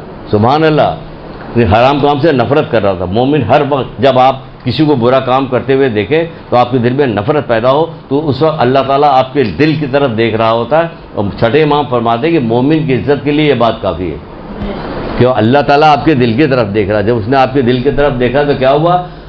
اس نے دیکھا کہ میری نافرمانی کرنے والوں کو یہ نفرت کی نگاہ سے دیکھ رہا ہے۔ آئی سمجھ بات آپ؟ تو پھر کیا کہا جا رہا ہے کہ یہ کہ صبر تین طرح کے ہوتے ہیں۔ ایک صبر جو مصیبت پڑ گئی، اب تو وہ پڑی گئی، اب تو وہ پڑ گئی۔ مولا کہتے ہیں کہ مصیبت پڑ گئی تو اس کو برداشت کرو، کیونکہ واویلا کرنے سے مصیبت میں اضافہ ہوگا، گھٹے گی نہیں، وہ تو جو آ گئی وہ آ گئی، اپنے وقت پہ ہی جائے گی۔ واویلا نہ کرو، دعا کرو یا ختم کرو۔ تو ایک تو ہوتی مصیبت، دوسری کیا چیز ہوتی کہ اللہ تعالیٰ کی اطاعت پہ صبر، جو آپ کو اطاعت جو حکم دیا گیا اس پہ آپ صبر کیجئے۔ اور تیسرا کیا کہا گیا؟ معصیت پہ صبر۔ تو جو آدمی جو ہے اللہ تعالیٰ کی مصیبت میں جو صبر کرتا ہے اس کو 300 درجات لکھے جاتے ہیں، اس کے لیے خداوند عالم 300 درجات لکھتا ہے۔ ہر درجے کا فاصلہ، ایک درجے کا فاصلہ زمین و آسمان کے برابر ہے۔ 300 درجات لکھے جاتے ہیں، ایک درجے کا فاصلہ زمین و آسمان کے برابر ہے، زمین و آسمان کے فاصلے کے برابر ہے 300 درجات۔ دوسرا کیا کہا کہ دوسری کیا چیز ہے کہ اللہ تعالیٰ اس کی اطاعت پہ صبر کرتا ہے، جو اطاعت پہ صبر کرتا ہے اس پہ 600 درجات لکھے جاتے ہیں۔ اور ایک درجے کا دوسرے درجے کا درمیانی فاصلہ ہے، تہہ زمین سے لے کے عرش الہی کے فاصلے کے برابر تک ہے 600 درجات۔ یہ اطاعت پہ صبر کر رہے ہیں آپ، یہ ایسے ہی نہیں کہ آگے آپ تو کام کیے جا رہی ہیں، ہمیں کچھ مل ہی نہیں رہا، مل رہا ہے آپ کو، آپ یقین جانیے نا، آپ کی تعریف ہے تو یہ بات کہی گئی نہیں کہ غیب پر ایمان لیتا ہے، اب کہہ دیا تو یہ غیب ہے ہمارے لیے، کتنے درجے کا غیب ہے۔ تو آپ کی فضیلت کیا ہے کہ مومن جو ہے کیا کرتا ہے؟ غیب پر ایمان لے، کہہ دیا بس صحیح کافی ہے، اتنی بات کافی کا کہہ دیا گیا، ہمیں یقین ہو گیا کہ ایسا ہی ہوگا، تو یقین کے اوپر ہوگا، اگر یقین نہیں ہوگا تو کچھ بھی نہیں ہوگا۔ ایک بندہ آیا، اس کا ہاتھ کٹ گیا تھا، مولا کے پاس آیا، مولا میرا ہاتھ، اور مولا نے یہاں ہاتھ رکھا، وہ کچھ پڑھ کے پھونک دیا اور اس کا ہاتھ صحیح ہوگا، چلا گیا، تھوڑی دور تک گیا، واپس پلٹ کے آیا، پھر کیا ہوا کہ مولا آپ نے کیا پڑھا؟ کہ تیرا کام ہو گیا، جاؤ تم جاؤ، کہ نہیں ضد کرنے، مولا کیا پڑھا کہ قل هو اللہ احد، جیسے ارے جیسے اس نے ارے کا فوراً گر گیا۔ معاملہ یقین کا ہے، کہہ رہے ہیں وہ محمد آل محمد کہہ رہے ہیں یقین کرنا ہے، کیونکہ کیسی کیسی زحمتیں اٹھا کے کہہ رہے ہیں وہ، تو ہلکی پھلکی بات کہتے ہیں وہ، کہہ کے چلے آتے کہ اتنی مصیبت ہم نے اٹھائی، چھوڑو کون بتائے، لیکن نہیں، انہوں نے سب بتایا۔ تو تیسری چیز کیا ہے؟ تیسری چیز بتائی جاتی ہے کہ گناہوں پہ صبر کرنا۔ گناہ ہے، بول سکتی ہیں، زبان درازی کر سکتی ہیں، نگاہ اٹھا کے دیکھ سکتی ہیں، آپ جھوٹ بول سکتی ہیں، باقی کام کر سکتے ہیں، تو نہیں کریں گے۔ کیوں نہیں کریں گے؟ کہ ایک تو ہمارا ماہ سیام چل رہا ہے، اس میں ہر چیز کا ثواب جو ہے کئی گنا زیادہ بتایا. دوسرا یہ کہ ہماری اسی طرح پریکٹس ہو رہی ہے. تمام امتوں پہ جس طرح روزے فرض کیے گئے تسلی دینے کے لیے اللہ تعالیٰ کہہ رہے ہیں، وہ جو تفسیر نگار ہے وہ کہتے ہیں کہ اللہ تعالیٰ نے کتنی خوبصورتی کے ساتھ مومن کو روزہ رکھنے، جس طرح پچھلی امتوں پہ روزہ ہے تم پہ بھی فرض کیا، مطلب تم وہ مت پریشان نہ ہو، ہم نے پہلے بھی روزے فرض کیے ہیں لوگوں. کتنی خوبصورت اور کتنی محبت پر، جس طرح پچھلی امتوں میں تمہارے پر، تاکہ تم متقی ہو جاؤ. کیوں بچ جاؤ، کیوں متقی کیوں ہو جاؤ گے روزہ رکھنے میں؟ کہ ہم تم کو اتنا انعام دے رہے ہیں، اتنا انعام دے رہے ہیں، اتنا ہر چیز کا ثواب تمہیں دے رہے ہیں کہ تم یقیناً اس کو کرو گے. اور ہم کہہ رہے ہیں تو کرو گے، جب کرو گے تو 30 دن میں تمہاری عادت پڑ جائے گی. تو اب اس کے لیے جو معصیت میں صبر کریں گے اس کا کیا ثواب؟ اس پر 900 درجے لکھے جائیں گے. 900 درجے لکھے جائیں گے. ہر درجے کا فاصلہ جو لکھا جائے گا عرش بری کی انتہا کے فاصلے کے برابر ہے. زمین سے لے کر عرش بری کی انتہا کے فاصلے کے برابر ہے. تو اس کا ثواب جو ہے وہ لکھا جائے گا. یہ ہو گیا 3 طرح کا سب سے فضیلت والی چیز کیا نکلی اس کے اندر؟ ہر چیز کو کس طرح سے ہم وہ کر سکتے ہیں کہ اس طرح سے کر سکتے ہیں کہ صبر. جب تک صبر نہیں ہوگا، جس کے بعد صبر نہیں اس کے بعد ایمان نہیں. صبر کا ایمان سے وہی تعلق ہے جو سر کا دھڑ کے تعلق ہے. امید ہے کہ انشاءاللہ آپ لوگ صبر کیجیے گا اور تمام اعمال کو انجام دیجیے گا. پروردگار محمد آل محمد کے صدقے میں ہم لوگوں کو توفیق دے کہ ہم لوگ اس مہینے میں روزہ رکھنے اور تمام نیک اعمال کرنے کی مجھے توفیق ملے، اور ہر گناہ سے پروردگار اپنی رحمت کے صدقے میں ہم لوگوں کو بچا لے، اور تمام مومنین مومنات کی جائز دلی مقاصد کو پروردگار پورا کرے، اور تمام مومنین مومنات کو ہر طرح کی بلائیں، ناگانی، ذلت، پریشانی سے محفوظ رکھے. ایک درود پڑھیے محمد آل محمد. اللجن اللجن یا مولا اللجن اللجن اللجن اللجن اللجن اللجن اللجن یا صاحب السماء